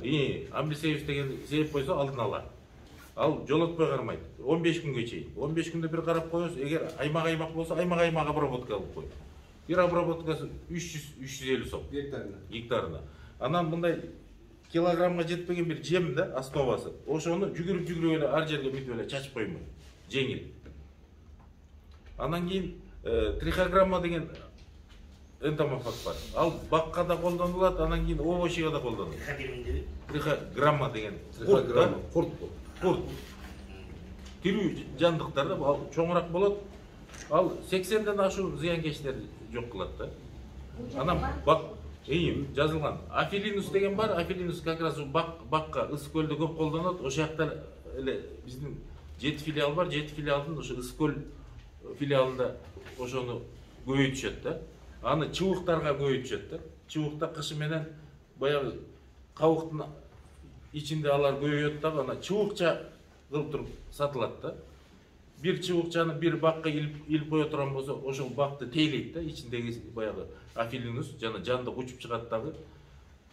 Баягы зыянкечти бекинген жеринен, кычыктан, каранын астынан барып таап туруп, личинкасын өзүн жок кылат да. А деле баасы ушундай. Bir çubukçасы пачкасы bir 10 штук деп сатылабы, bir 15 сом, bir гектардык нормасы bir 500 сом болот да, ушундай. Кече Карабурада сурашты. Ана эмне обработка кылбайсыз ба? Обработка кереги жок. Жок. Сайылыбыз болду. Ошону илип коет болду. Химикат жок. Химикат колдонулбайт. Мына Жок, 1 гектарга канча келет ошо? Бирөө элес. Жетет ошо. Bir bakka bir öyle. 1 гектардын нормасы бир өлө. Полный айланып ошону тазалап, көбөйүп жей берет.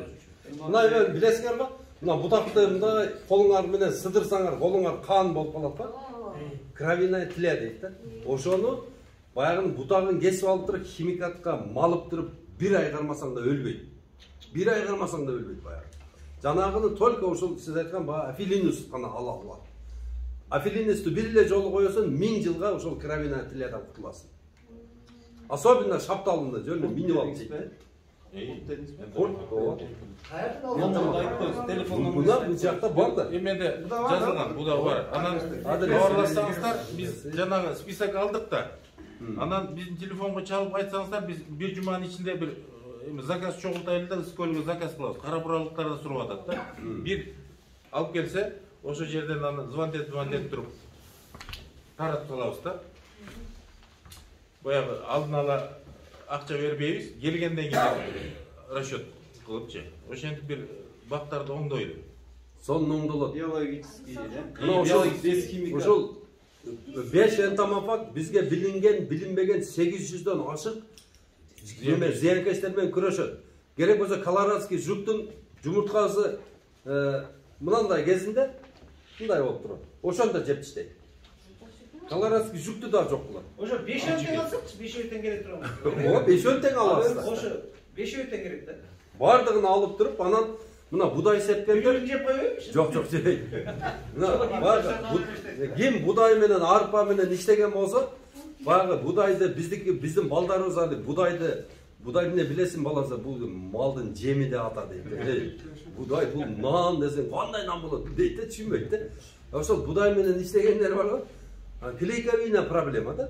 Клейковинаны жогорулатыш үчүн ушул фабриканын триходермин анан биелигдин деген 2 препараты бар. Ошону аралаштырып, же өзүнчө сепсеңер, клейковинаны көбөйтөт. Анан кара күйүк ору бар го, ошону да жок кылат. Анан погребке алма киргизесиңер көбүңөр. Погребтен чыккан алмаңар паң эле жытынат да, жей албайсың да. Ушул триходермин менен биелигин менен обработка кылып койсоңор, чыкылдатып жууп таштасаңар, грибковый болезньдер барды жок болот да, алма жит урбайт. Соны болуп тура берет алма. Көп пайдасы, бул чоң илим буну деген түнүгүнү окуп туруп ушуну алып ала турган болсок өзүбүзгө. Биз өзүбүздү баягы азыркы басыштан, чыгыштан, бар жоктан келип аткан интервенциядан өзү кутулдабыз да. Дары дармек бардык бәле батерден ушул бизди алып чыгат. Ошон үчүн бардыгыңыздарды айтам, ушуга катуу көңүл бөлүп, мына буклетти жакшы окуп чыгыңыздар. Кече бир Карабуран дыйкан айтты. Кайсы орун деди.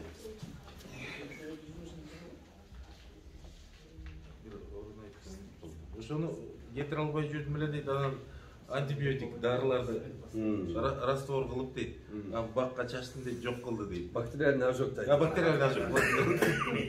Бактериальный ожог ошону немени бицилин менен ампицилин менен колдонуп ошо бактериальный ожог токтотуп калды да. Бактериальный ожог жаман чоң проблема. Кап-кара болуп эле дарак күйүп калып атат да бактериальный. Негизи технологияда ошо немени себеп турган бар. Аспиринди антибиотик. Бактериальный ожог коч негизи. Кече дыйкандарды фабрикага барып жанагы триходермин деген препаратыбызды көрсөттүк да. Ал баягы мынтип чашкада бактерияны өстүрөбүз да. Анан көк-мөк баягы болуп өзөт да, спор эме болупчу. Анан бирөө айтып атпайбы, бул баягы биологический бир дарыга окшош экен деп, бул микробиологический дары да бул. Жана дат көбөйөт го дат. Өзү менен өзү көбөйөт да. Ошол сыяктуу ада жана триходермин ошентип спорлар көбөйүп туруп, анан аны арпага метебиз, аралаштырабыз. Арпаны заражать этебиз. Андан кийин ошол жерде арпада ал көбөйгөндөн кийин анан раствор кылып туруп өсүмдүккө чачабыз. Жалбыракка чачса болот, өсүмдүктүн өзүн, анан кийин кампанын ичин, анан алма бактын эмесин, тамырын чылап туруп тигебиз да. Да, бир вопрос. Жана бутакты байлап коюп ишенип жүрөр, эртең банкрот болбойсузбу? Байкап турасыз да. Канчалык иштеп атат байкалат да. Жок, түшүнүп атасыз. Мейли, бирөө эмес, бешөөдөн илип коелу, анчалык көп эмес. Бирок эртең ага ишенип коюп, мисалы азыр силерге суроо берсек болот да. Брокс деген чыгып атат. Мен интернеттен карасам, ал негизи мындай коюу экен да. Оштон жөнөтүп атат бир бизнесмен деп койсо болот да, короче, Броксты. Бул Кыргызстан боюнчачы. Ал баягы звонить этсем, ал именно тигини аралаштырып жыт кийин сатып атат. Литрин 70 сомдончу. А Броксту мен российский бул препарат экен. Көрсөм ал густой экен. Ана бу жерде чоң бизнес жүрүп атат да. Терде жыт кийген атат, густой келип атат. Густойду аралаштырып жыт кийип туруп литрин 70 сом. А Броксту неме дейт? Себеп койсоң болду. Курт да бербейт. Жанагы жалбырак түшүп калса, жалбырак чирип туруп, кайра удобрение болуп кетет. Брокс өзү, короче, бир себеп койсоң бүт экен да. Ошол вопрос баардыгы бул жерде билет болчу. Ошо элдин баардыгы ошо Броксту азыр иштеткен эмесмиз. Брокс мен дегеле Брокс көргөн эмесмин. Менин балыктарым номерибиз бар. Ошону 550 0070 эле 20 кайтмай 20 ошону менен мисалы ош жакка барасыз да. Ошо бир билип берсеңиз сизден сурап алайын деген. Ошо пактага сеп аябай түшүп алдык деп. Эми мындай туугандар. Мына азыр бир эле мисалды келтирейин. Буякта дарылар мисалы үчүн 30 сом 50 сом да бар. Биологин менен трихогидермин 30 сом 50 сом эле да. Мына ошол эмени азыр интернет ачып туруп триходермин же биологин деп жазып туруп, сена деп жазсаңыздар, ошолор Россиянын өзүндө больше 800 сом, 700 сом, 600 сом кымбат да. Анан баягы бардык эле органикалык ушул бизге суюктуктарды алып келип атат го, жерсемдик иштеп, тигил бул анан деп мактап антытат. Ошолордун бардыгынын основасы биогумус. Биогумуска дагы бир кандайдыр бирдемелерди кошуп туруп, анан кийин ошо чылап бир аталагын алып келип ошону бизге сатышка аракет кылып атат. Жөн эле ошол 1 тонна 40, 3 кило, ошо 10 килограмм эме, сөлжан, ошону салгыла, ошону жеп бүтсүн. Анан кийин баягы бочкага чылап алып туруп, кааласаң дары жасап өзүң, каалаганыңды жасап туруп, ошол бактараңды иштете бер, эч зыян болбойт да.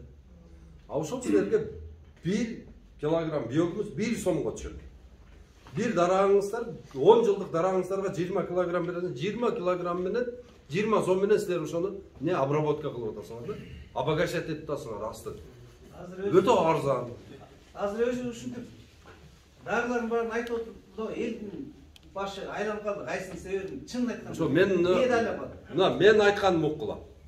Ошол кыргыз эли биогумусту жаза. Анан мына ошол биофабриканын товарларын иштет. Болду, сен утасың. Анан булар да мындай да, бир дарыны жазайт, ичине дагы бир дарыны неме, бир куртту кошуп коет. Сен аласың, алып келип берки дары өлтүрөсүң, берки куртту сен өзүң себесиң добровольно. Ал чоңоюп чыгат, ага дагы бир дары круговорот, айланып жүрө бересиңер, чыга албай. Үзүш керек. Органикага өтүп кетсең, анан үзүлөт да. Болбосо үзүлбөйт. Азыр сиз айтып атпайсызбы? Кандай болот экен, органикалык баягы илип койсо болобу, болбойбу деп. Сиз ишенбей тургандан кийин дагы бир эмени себиресиз, өлтүрүп таштайсыз. Ошодон качыш керек да. Анан кийин баягы эме боюнча айтайын, мына департаменттин начальниги ушул мына бул жактар мына силер эмени өткөзө бергиле, семинарды. Тез семинар өткөзүп, эгерде мүмкүнчүлүк болсо, биз дагы келип катыша беребиз. Анан буну өткөзгөндө баягындай именно бир адресini өткөзүш керек болуп калды. Мен дагы мына 3 жылдан бери районду кыдырып туруп, заинтересованный адамдар да келип атат. Эми болсо ушул чогулушту бир же Бакай атанын клубунда айыл бир айылын баг көп жерге, ошондо жерге адресini беришти. Ошону эме ойлонуп калдым да. Чтобы залдын ичи 500-600 киши толтура, анан ошол жерде айтып деп, анан кийин баягындай моолар жөнүндө дагы кино кичине тартып, баягындай мындай красочный кылып, ошону өткөрөлү деп чечтик да. Бардыгын топтоп туруп, ошол айылдын өзүндө практически да кыркып, мындай бактарды кыркып, мындай деп үйрөтөлү деп атабыз. Эң главный реклама керек да. Сиздердин керегиңиздер билбеген, бу жерде 50% билбейт, ачык айтып. Билбегендер толтура. Анан бул жерде департаменттен мындай деп түшүндүрүш керек да, вопрос ошол жерде. Бул жерде Бакай ата боюнча немеге бакка кызыккандар көп башка. Жанагы группаны ачтыңыз го. Ошо группаңызга ошо группа маалымат керек кишилер өзүбүз келип атабыз, ачык айтып. Группага сизди эме кылып коюңузбу, администратор кылып коюңуз. Жерде группа бар бизде. Мына Сагынал деген мырза отурат. Бул Бакай ата боюнча бир эмес 5 группа ачкан. Мына сизге окшогон маалыматтардын баарын жеткизип атабыз. Анан дагы бир маселе. Коммерческий жана айтып кетпедиби? Коммерческий фирмалар көп бизде. Дары өндүргөнчү. Канчалык сапасы бар, канчалык зыяны бар экен эч ким аныктаган эмес. Мурда сертификат берип, ошол боюнча кылып келип лишби сатыш керек да препараттарды. Андайлардын далайы бизге келет. Биз дагы берден канчалык дегенде анан мына каршы болуп атат, булар семинар уюштуруп атат. Мен келсем тиги бул деген сөздөр бар. Андайлар толтура. Анан мына Абдулла Ташевич мисалы буну телевидениеден да көрүп атабыз баардыгыбыз. Интернет маалыматтардын блоктарынан баарынан көрүп атабыз. Буну канчалык эффективдүү экен, канчалык пайдалуу экен, мына баарыбыз билебиз айтсак деле. Мына бүгүн дагы келип айтып отуруп, жылда келет. Мына былтырда биогумус боюнча ушул жерге элди чакырып, маалыматтын баарын жеткизгенде дагы анчалык киши чогулган жок. Мисалы ушундай маалыматтар жок, интернет азыр мынакей ар бир айыл өкмөттөрүндө жер адистер бар, айыл чарбалыстар бар. Айыл өкмөттөрүндө ар бир чогулуш болгон сайын айтабыз. Жеткизгилерге деп. Анан ошолтур эч кандай реклама жок. Чек бар. Ачык эле калп айтпагыла. Анан мына мен түз эле айттым, прямо жаман көрсөң жаман көргүлө. Быйыл мисалы интернетке чыгып таптым. Эгер интернетке чыкпаса кимдер айттым мынакей көзүңөр туруп. Айыл эч ким айтканларга чыгат. Айткан жок. Айыл жер айылдар. Ачык эле айттым. Жер айылдарга айттыртып, жер айылсын бирөө айткан жок. Барып сура. Андай информация жок. Барып сура андай немеден. Жер айылсынан бар. Сен айттың кийинде. Өзү билбейт, ачык айтайын. Былтыр быйыл кичине болду эле. Не? Былтыр ушул жерге эч ким уткан жок, ачык айтайын. Төрт эле киши отуруп. Жок, биз айтыш керек. Не? Болгон реклама. Анадагы сабыр кылсаңыздар жөн эле. Жок, болгондой. Siz 3 жолу айттыңыз, бир жолу эле айттыңыз, болду да. Кандай болду? Жетиштүү. Сен реклама аласыңбы, сен неме аласың? Айт берген. Жана бир жолу айттыңыз, анан кайра Жок, бере албайлы. Суроолор берели. Сабыр кылсаңыз, азыр эми сымдап отура турган нерсе эмес. Ачык жолу бергиле. Мен келдим. Азыр силерди угамы Канча сурооңор болсо бериңиздер, шашпай отуруп, мына өзүңөрдүн балаңарда эмне кандай проблема болуп атса да айтыкла. Мына азыр мына практик отурат. Бул дагы айтып берет. Бар жокту бирге чечебиз иншалла. Сиз алып келаткан көчөттөр да? Бизге адаптация болобу? Канча убакытта адаптация болот? Мен атайын Ош менен биздин Таластыкка адаптация болушу аябай жакшы эле бар экен. Анткени биз Оштун көчөттөрүн алганбыз да, алмаларын. Алар көп жылдан кийин барып түшүнбөдү да. А болбосо ошол эле катарда тиилген, алмалар башкалардыкы бат эле өнүп кетти да. А биздики именно Оштон алганыбыз аябай өнүк болду. Кеч болду аябай. Тугандар өзү мына түштүктөн келген көчөттөр түндүккө жакшы өнбөйт. Эсиңерде болсун. Түндүктүн көчөттөрү любой жерге, ысык жерлерге өнүп кете берет. Бул өзү практикадан өткөн эме да. Анан анын үстүнө тугандар көчөттү бизде кандай сатат? Өзбекстандан контрабанда болуп чыгат. Портерлерге жүктөлөт. Анан кийин Ошко келет. Ошко келип, Ошто базарда бир 15 күн турат, 20 күн даже турат. Ар жерлерде турат, астында суу сейип коет, тура берет. Акырына келгенде жанагыдан жүктөп Жалал-Абадка жөнөйт. Жалал-Абад, Чаткал, ояк буяк бар жокту айланып Бишкекке барып, анан Бишкекте өтпөй калган көчөттөрдү же Нарынга, же Көлгө, же Таласка алып келишет. Алып келет дагы, анан кийин арзаган пулга кармата коет, апарып отургузасын, башы көктөйт. Башы көктөйт да Саратандан ар жакка өтпөй калат. Уже потенциал тамыр өлүп калган болот да. Ошон үчүн биздерге айтып атабыз, туганда көчөт холодильникте сатылат. Сапаттуу көчөт алып отургузгула. Ар бир көчөттүн өзүнүн историясы болот. Муну деген мына Махмет оглу же Доган бул основать эткен 1930-жылы момундай деген шаарда момундай градуста, момундай деңиз деңгээли бийиктикте перепад температура момундай жерде жасалган көчөт деп полный анастасиясы болот өзүнүн. Окуйсуң, окуп ошентип неме кылып бүткөндөн кийин анан кийин отургузасың. Анан мен атайын Түркияга барып келдим. Биздин алып аткан ошол фирманын көчөттөрү кандай жерде өндүрүлөт экен, погодасы кандай экен деп барсам, биздикиден ысык деп ойлоп баргам да. Көрсөм биздикинен суук жерде экен. Суук жөнүндө титирейсиң, үшүйсүң. Анан тоолорунда кар турат экен мындай болуп. Жайындасы да эрибейт ошол карлар дейт. Карап көрсөм, чүйдүн погодасы да. Чүйдүн погодасы деген бул көчөттөрү любой жерге боло берет. Деп ушул 2019-дан бери ташып атабыз. Жакшы результат. Биринчи өзүбүз эктик 4-5 гектарга. Анан кийин башка бирөөлөргө да эктирдик. Азыр ошол түштүктө ошол биз алып келген көчөттөрдөн где-то бир 400-500 гектар бак болуп калды. Шапталларынан да жакшы результат, алмасынан дагы, бадамынан дагы, бардыгынан жакшы результат болду. Болгону ошол мистеси подводить этип койду да. Мистеси, мисте деген өтө капризный эме экен да. 100 алып келсең 20-сы араң өнөт экен. Көчөткө гарантия, сортуна гарантия, көктөшүнө гарантия. Анан 1 жыл сопровождение, түшүмгө киргизет. Себеби дегенде көчөт, биздин көчөтүбүздү быйыл эксеңер, келирге уже түшүм аласыңар, уже түшүмгө киргизгенден кийин уже сопровождение бүтөт. Уже өзүңөр калганын өзүңөр карай бересиздер. Керек болсо көчөт. Азыр заказ берсеңиздер 1 апрелге Бишкекке келет. Азыр Ысык көлдүн, Нарындын, Чүйдүн, Таластын заказдарын топтоп атабыз. Жалал-Абад, Баткен уже бүтүрдүк ал жакта.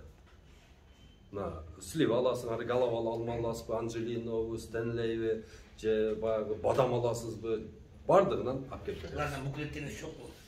Буларда неме электронный бар. 0550-20-0007 номерге ушул Бакаята районунун багбандарына кошуп кой деп туруп СМС жөнөтүп койсоңуздар, биз кошуп коебуз. Анан баягыны мынанын ушунун прайсын полный салабыз ошол жерге. Ушунун сүрөттөрү менен салабыз, окуп аласың.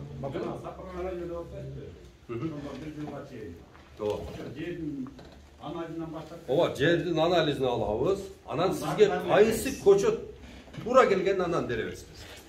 Именно ошо өсө турганын беребиз. Жерди анализ кылып, өсө турган көчөттү беребиз. Сиз ошону отургузасыз, анан биз айткандай кылып карайсыз.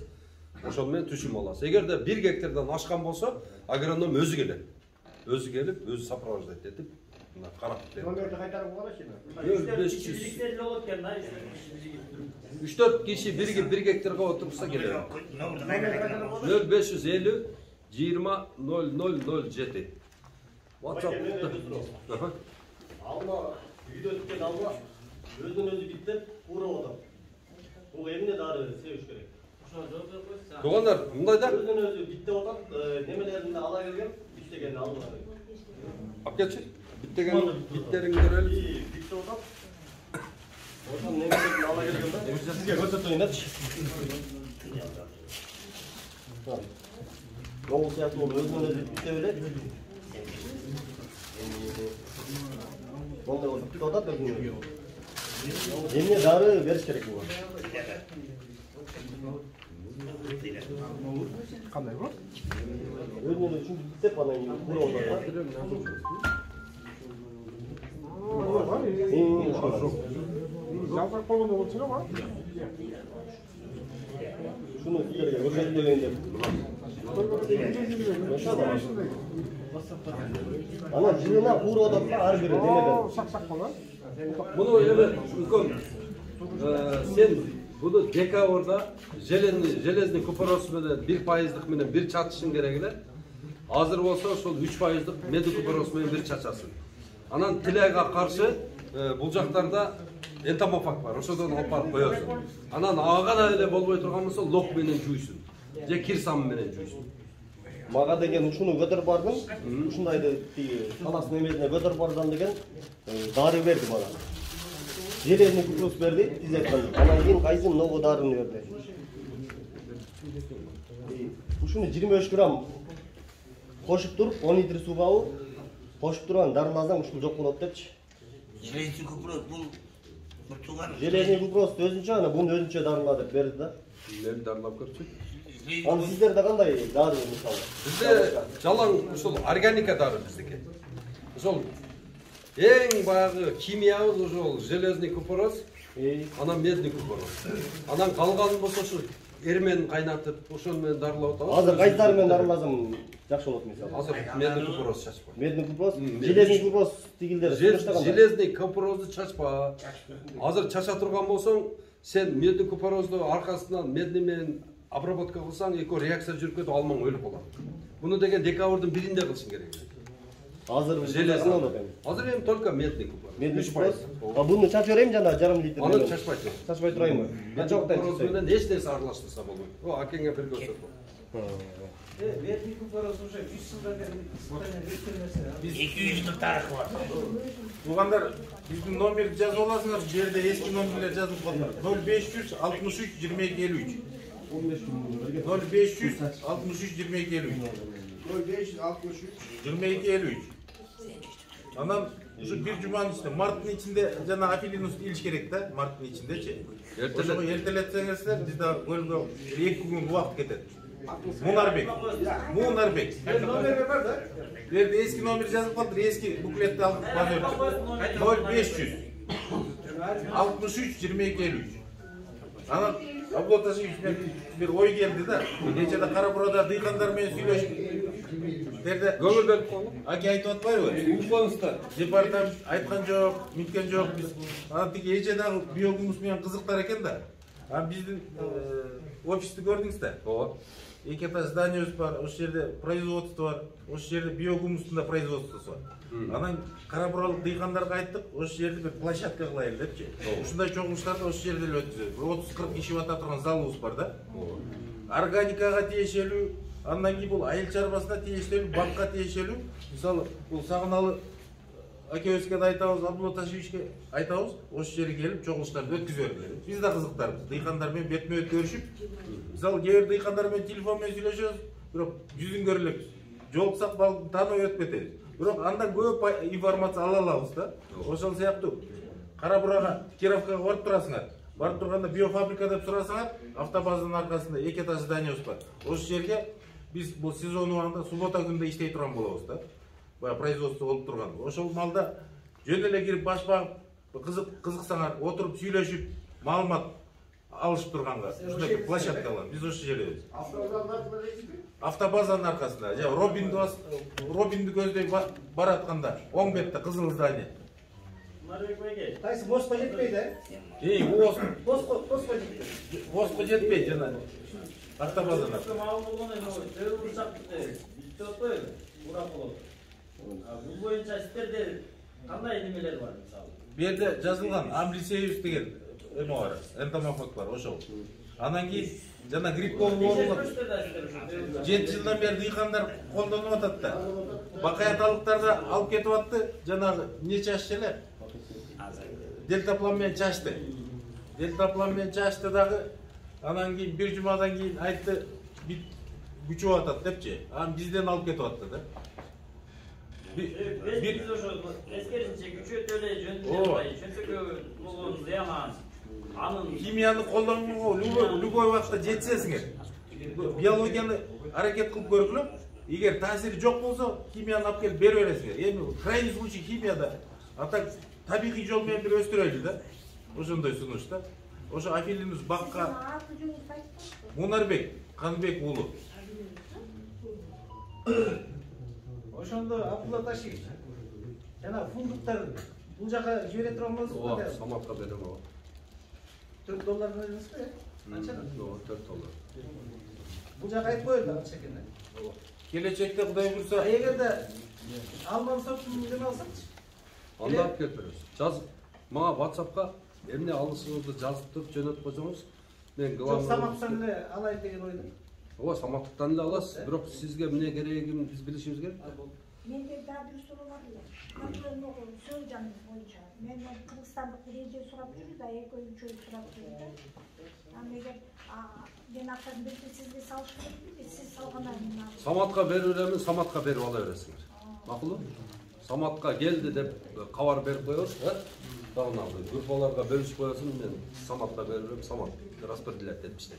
Могу мисалы Маданият Кызыл Октябрь болсо мага кайрылып өрүңүздөр. А бул жагы Самат акеге кайрылыңыздар. Мына Нурлан аке деле туруп курста. Мен Маданияттан болом. Маданияттан болом. Жаке сиздин сөз жыландарыңыз көйдү. Ошо сатасыз. өздөрүп атабыз. Ошо билбегендер жумада Абдулла Ташевичке Кагаз көп бергиле, кагаз. Кагаз, картон көп бергиле, саман көп Адрестер, телефон номерлери бар. Түндөн алдырып болсо болот. Тамагын аралаштырып бергениңер жакшы болот. Аны талас ичинде да ошо Сөлжан Калифорнийский WhatsApp бар да. Ошол жерден жооптор болуп турат.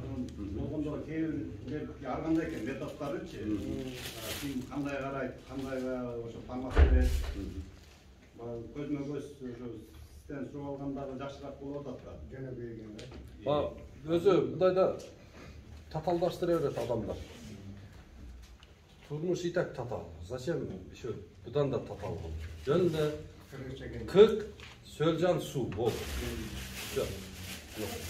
Бол. Башка эч нерсе. Бизден карапканын үстүнө беребиз. Контордун башкы беребиз. Могу былтыр таштап кеткен баннер бар, үчөө. Полный баардык маалымат илинип турат. Ким келгенде биздин конторго кирип келет кандай. Сол оң жак бетинде. Ошол жерден полный маалымат алган. Анан турганда менде видео материалдар менен бар.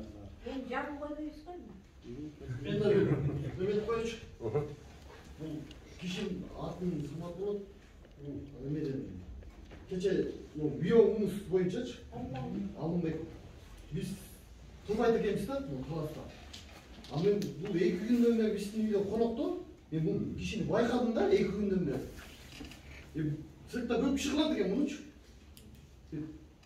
Күндүз да түндө токтопойт экен. Чала берген биогумус кандай. А мисалы каластан бир деле звонок келген жок да. Кече анткени 2 күн жанында байкадым да. Сыртта кылат. Бизе бир звонок келди. Ол кыл иш кылат болот экен. Нояңар Европага сразу кете турган болот да. Турцияга барбайт. Анан кийин азыркыдай 80 сом, 85 сомдон сатпайсыңар да. 300 сом, 400 сомдон оптом тапшырасыңар. Ноян размери да чоңойот да, девятка көбөйүп кетет, десятка менен. И сатканда бир эле сертификат менен Европанын бардык шаарларына ошо Бакаятанын ортосуна баа иним айткандай дармыз саткандай сата бересиңер да. Ноя деп. Эч ким мужайт этпейт да. Себеби биздин туңгуч президентибиз ВТОго киргизип койгон бизди. Биз Европанын 80 канча немесинде субъектинде биз кеңири соода кыла алабыз да. Анын үчүн эмне керек? Тазалык керек. Анын үчүн биогумус менен астын карап, үстүн болсо энтомофаг менен карап, таптаза кылып апарайлы. Анализден неме кылса эле бул алтындан да кымбат органика тамак экен деп түрлү кете берет да. Анан туугандар дагы бир айтып кой турган нерсе. Ким бак кыла турган болсо, баягында сап сайтып, мала пукачеван чачындай кылбайбы. Момнан баны полностью баны солдат кылып канттабайт этип, чырайлуу кылып кармагыла даракты. Канчалык кыркып жакшына караган сайын түшүмү дагы чоң болот дагы, и курт асып түшөт. Полный баягы биттеп кеткен чачтай кылбай, кыркып таптаза кылып дарын чачып, мындай кылып туруп кармаңыздар. Аны деген мына таксыр сагыналы, таксыр өзү үйрөтөт бизге. Ошол жагынан бери практически көрсөтүүнү болуп бул жагынан биз көп аксайбыз. Мына сагыналы турат, пайдалангыла. О көзүн жумуп туруп, любой даракты кесип берет. Көзүндү байлап койсоңор мынтип кармап бүтүп эле кесип берет. Мына турат, жаныңарда турат, пайдаланбайсыздар да өзүңөр. Ошо сагыналы пайдаланалы экенсиз. Номеринди берип коюңуз сагыналы. Видеого эле тарткылап, группага койуп койсоң жакшы болот эле. Мен азыр блокнотко WhatsApp номерларды жазып алам. Анан дыйканчы, багбанчы деген группа бар да. Ошого кириңиздер. Анан мындай экен да, уруксат болсо, бул аке. Ассаламу алейкум, урматтуу туугандар. Менин атым Сулайман Сагыналы, берде маданияттан болом. Эми биз деле агроном эмеспиз. Самоучкабыз. Үйрөнүп жүрүп, ар кимден үйрөнүп жүрдүк. 12 жыл болду. Высокорослый 70 соток высокорослыйым бар. 1,5 гектар полкарлик алмам бар. Миргазы достон алып тиккенбиз. Азыр 5 жыл болду. Ушул боюнча бир аз кыскача бир 6 нерсеге токтолуп кетейин дедим эле, Абдулла аке, уруксат болсо. Биринчиден, мындайда акелер бу органикалык жер семирткич деп атпайлы. Ошол мына BioKG деп Искендер Айдаралиев BioKG деп ачты. Бирок ал эмне кылды? Искендер Айдаралиевке жолукканда дагы айтайын деп атам. Ал өзүнүн айылынан баштап алды да. Ал областтан баштаган жок, райондордон баштаган жок. Айылынан баштайын деди. Айылына аракет кылды. Биологический, органикалык жер семирткичтер менен, биологический менен пайдалангандар аз болуп калды. Бардыгы эле селитра, амофостор чыгып атат да. Мисалчы, химикат кылып салды. Анан биоорганикалык жер семирткич кылыш үчүн мынаке Абдулла акени күнү-түнү уктатпашыбыз керек. Мына Жакип акебиз сөзөн алып келип алып, азыр мынаке буйруза кыгы былтыр салганса Жакип аке 10 тонна кыг болуп чыгат буйруза. Жаңы эле Абдулла аке айтып атпайбы? 1 гектарга 10 тоннадан бир 4 жыл эле берип койгулачы. Болду, эч нерсе бербей эле койгулачы деп атпайбы? Эми ошону биз кылбай атпайлыбы? Кылышыбыз керек экен да. Эми акчабыз жок болсо дагы, мына Самат акен баягы неме кылып, ортого кылып, Абдулла акенин сөөлжаны көп, мисалы жетпей аткандар 1 айгабы, 15 күнгөбү карызга деле алса болот да, туурабы? Мисалы. Анан кийин ишеничтүүлөр подвайт этип кетпейли. Анан туугандар органикалык жер семирткичтерди берип, мен өзүм жеке максатым биринчи маданияттарга айтып атам. Маданияттар келгиле, химикат бербей, органикалык жер семирткичтерди өстүрөлү, өнүктүрөлү жана сөөлжанды деп келе атабыз. Эми биз Кудай буйрса Кыргызстан боюнча номер 1 Бакаята кар өрүгү. Ала Сорокилетке тиксе, Кең Аралдардыкы анча болбой калат. Мен 16 жылдан бери кар өрүгү алам, ушул жерде Бакаятада алып сатам да. Анан кийин карасаңыздар, Бакаятаныкы дагы майдаланып, Наматбектики чоң болгондон кийин Наматбекке өтүп атат да. Көптөрчү, Наматбектен алып берчи. Наматбектики моундай экен депчи. Эми ошонун бардыгы эмнеден? Улам сайын жаңырткандан биринчиден. Анан жана Абдулла аке айткандай, жана апсайтып эле кыла өрбөй, бир жакшынакай тыкан кылып, алмаларды, өрүктөрдү бутасак. Мисалы Ташкулук айылында өздөрүнө деле айтып берем, аларда мындай понятие бар. Кар өрүктү бутубайт деген понятие бар. Бутубайт дейт. Эми бутуп алсаң эч нерсе болбойт да. Анан майда-майда кар өрүктөрдү алып келип мага өткөрөт, өздөрүн сорттотом. Сен молдаке жаман кыйнайт экенсиң бизди дейт да. Эми биринчиден дыйкан биринчиден өзүбүз багышыбыз керек, туурабы? Өзүбүз күнөөлүүбүз. Мына артта илгерки дыйкан ушул жерде соцфонддо көп жыл директор болгон мына Нуркан акем отур, агроном өзү дагы. Аксакал өзү көп нерселер бар. Бул унчукпай жүргөнү Нуркан аке көп жакшы высокорослыйды илгертен эле өстүрүп, илгертен эле Кудай буйруса Кудайым биринчи Кудайдан анан өзүнүн мээнетинен миллионер болуп калган киши да бул мисалы. Мына кошуна анан кийин ар кимден бутаганды үйрөнүп анан кийин бир 6-7 кишинин бутаганын бир табак кылдым да. Анан кийин өзүнчө бир фантазиялар чыгарайын депчи. Бирок меники үйгө барсаңыздар деле болот. Мындай алма ярусный да. Азыр жанагы алып келип атпайбы? Ар кимибиз мындай кылып атабыз да. Шарт дегиз эле ортосун кесип салып эле бажырайтабыз деп эле. Бажырайтпай эле кашайтып атырык туугандар. Бажырайткан мына биринчиден өмүрү кыска болот. Ортосун кесип салганда. Мен агроном деле эмес, практически көрүп атам. Экинчиден ооруга чалдыгат. Мына агроном байке отуруп. Ооруй берет. Үчүнчүдөн мөмөнү түшүмдү аз аласыздар. Оно көк кашаттагы Данияр деген байке айткандай, асмандын минезин аяйсыңар дегендей болуп, адан да көп сабактарды алдым.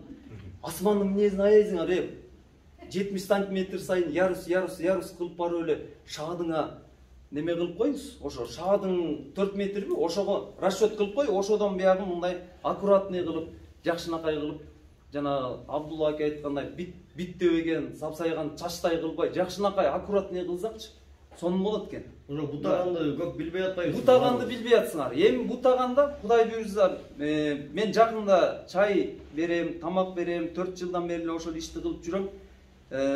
Чай, тамак бекер, секаторуңар деле алып келгиле, тамакты ичкиле, чайды ичкиле. Мен 1 гектар алма багыма барып туруп, бута үйрөнгүлө деп атам. Полкарликти эч ким билбейт. Бияктачы агрономдор эле окуп китептен билбесе, практически билбейт. Биринчи бисмилла дегенде эле Миргазы дос себепкер болду, туурабы? Миргазы Омуров себепкер болду.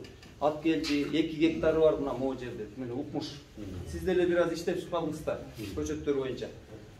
Миргазы баягы өзүңө каалаган жакшылыкты бирөөгө кааламайынча толук мусулман боло албайсың деген пайгамбарыбыздын сахих хадиси бар. Ал бала өзүнүн мындай жанагы мафия сырын айтпайт дегендей болуп, бизнесмен сырын айтпайт. Бул болсо бизнесмен жет областка сырын айтты. Келгиле туугандар, тиккиле, баккыла. Абдулла аке айтып аткан жанагы көчөттөрдү тиксеңер, мөмөсүн көрөсүңөр деди. 3 жылда өзүн актайт, полный расходун актайт. 3 жыл болбосо 4 жылда койчу. Миргазы дос мынакей өзүңүздөр деле көрүп атасыздар, бакаяталыктар, бирок кечирип коюңуздар, көп жамандайсыздар Миргазыны, бирок Миргазыда эч кимге кыла албайсыңар. Кыргызстан боюнча Миргазыга жеткен жок, кыла алган жок. Анткени себеби 5 жылда 40 тонна алманы Кудай берди буга. 5-жылда полкадриктен 1 гектардан 40 тонна алма алды. Кудай берди деп сүйлөйлү. Өзү мээнетине жараша 40 тонна болду. Ал жомок биз үчүн. Туурабы? Мына барыңыздар көрүп атасыздар, 40 тонна алманы 50 сомдон эле сатсаң канча сом болуп атат? 2 миллион. 65тен сатты, 2 миллион 600 миң сом кылды. Мисалы да. Эмне үчүн Миргазыдай кыла албайбыз? Кылайлы да. Ал бизге чыйыр ачты, жол ачты. Мына келгиле деп туруп.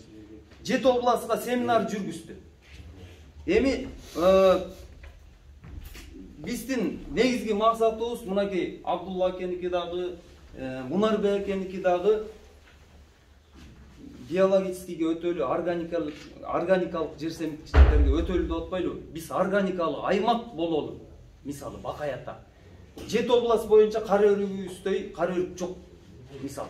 Ошондо эле органикалык кылалы дагы, Кудай буйруса, мисалы мына Абдулла аке да сырттарга чыгып жүрүп, жанагы био кейжи Искендер Айдаралиевди дагы алып келип туруп семинар өткүзөлү, Кудай буйруса. Анан кийин биз био органикалык жер семишкичтер менен неметсек, фасолиустагы Абдулла аке айткандай кымбат болот. Өрүгүбүз 23 сом болбойт. Өрүгүбүз барго, Кудай буйруса, 40 сом десечи, болду, 40 сом алып кетет, 40 сомдон алып кетет. Ошон үчүн буга толук ишениш керек да. Анан туугандар, бутаганда жакында ошо высокорослый менен полкарликти көргүзүп берем. Түрктөрдөн бир 4 жылдай үйрөндүк. Миргазыга келип, бекер буташып, анан кийин команда түзүп алып, Миргазынын 40 гектарын бир жылы бутап бердим өзүм. Бисмилла дегенде биринчи жолу өмүрүмдө команда түздүм. Баягы кичинекейимде литературада Тимур жана анын командасын окуп алып, кичинекейимде эле мен ушундай команда түзөм дечимин, Кудай жеткизди. Анан дары чөптөр боюнча азырда бир аз токтолуп кетейин. Минералдык, органикалык жер семирткичтерге өтүп, анан кийин жана гала боюнча дагы бир аз айтып кетейин. Жана Абдулла аке жайкы алмаларды айтпадыбы? Гала боюнча практически мынакей быйыл Миргазы биздин киргизский зимнийлар башында 20 сом болду, кийин казактар жебей 15 сом болду. А Миргазы ажыкеники 55тен сатты. Галасын 55 сомдон сатты. Без расход. Терди, коробкада алып келген жок, грузчикта жалдаган жок, полясынан 55тен кетти. Анан кийин Кудай насип кылып, мен реклама кылдым WhatsApp'тардан. Гала деп мына кып-кызыл сонун Миргазыныкынан сонун гала чыгып калды, Кудай насип кылып арасынан. Анан барды да 45 сомдон саттым мен. Полядан саттым 45 сомдон. Эми караңыздар, 45 сом жакшыбы же 15 сом жакшыбы? Киргизский зимнийларды кыйыштырыш керек. Жанагындай галаларга кыйыштырыңыздар. Высокорослый болот. А полкарлик алманы, мисалы, жана Green Smith көк алмаларды ошол галага анан кийин жанагы редчиф деп атпайлыбы? Редчифке кыйыштырганга кыйыштырып койсоңуздар, ал кайыр эле полкарлик боло берет. Тамыры полкарлик да, үстүн кыйыштырсаңыздар полкарлик боло берет. Анан ошого жаңы сортко өтсөңүздөр. Абдулла акенин деле незарлы азыр 100 сомдон чогулуп кеткенде кээ бирөөлөр ойлодуш керек, келгенде эле 100 сом деп атат депчи. Бирок биз ушул убакка чейин биз чакырып, биз элге түшүндүрүп айтып, даже 500 сомдон болуп атыр семинарлар. Бул 100 сом кичине бензин куюп койсун деген эле кеп болуп атыр берденчи. И анан жакшы кабылдаңыздар. Сразу эле айтып Бирок жакшы экен. Ал жөнүндө сөз. Бирок жакшы экен.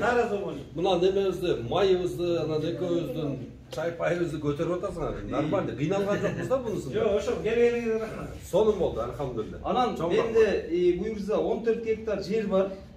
Чогуу бак кылабыз дей турган болсо, кар өрүп кылсакпы деген бир ой болуп атыр. Бадам болобу, жаңгак болобу азыр лесхоздон алган 14 гектар жер бар. Анан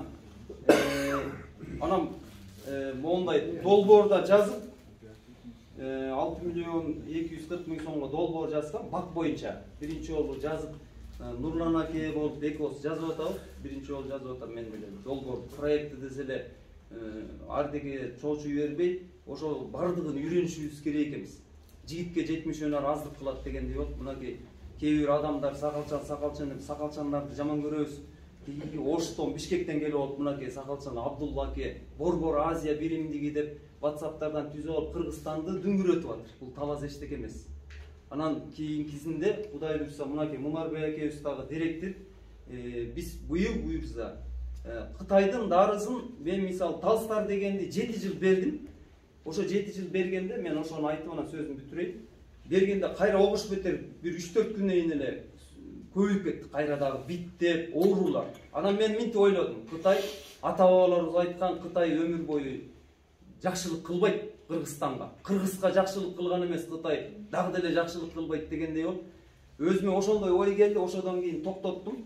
Анан кийин берде Догал деген фирма бар, ошонун Рокет деген дарысын чачып жүрдүм. Эми былтыр таптакыр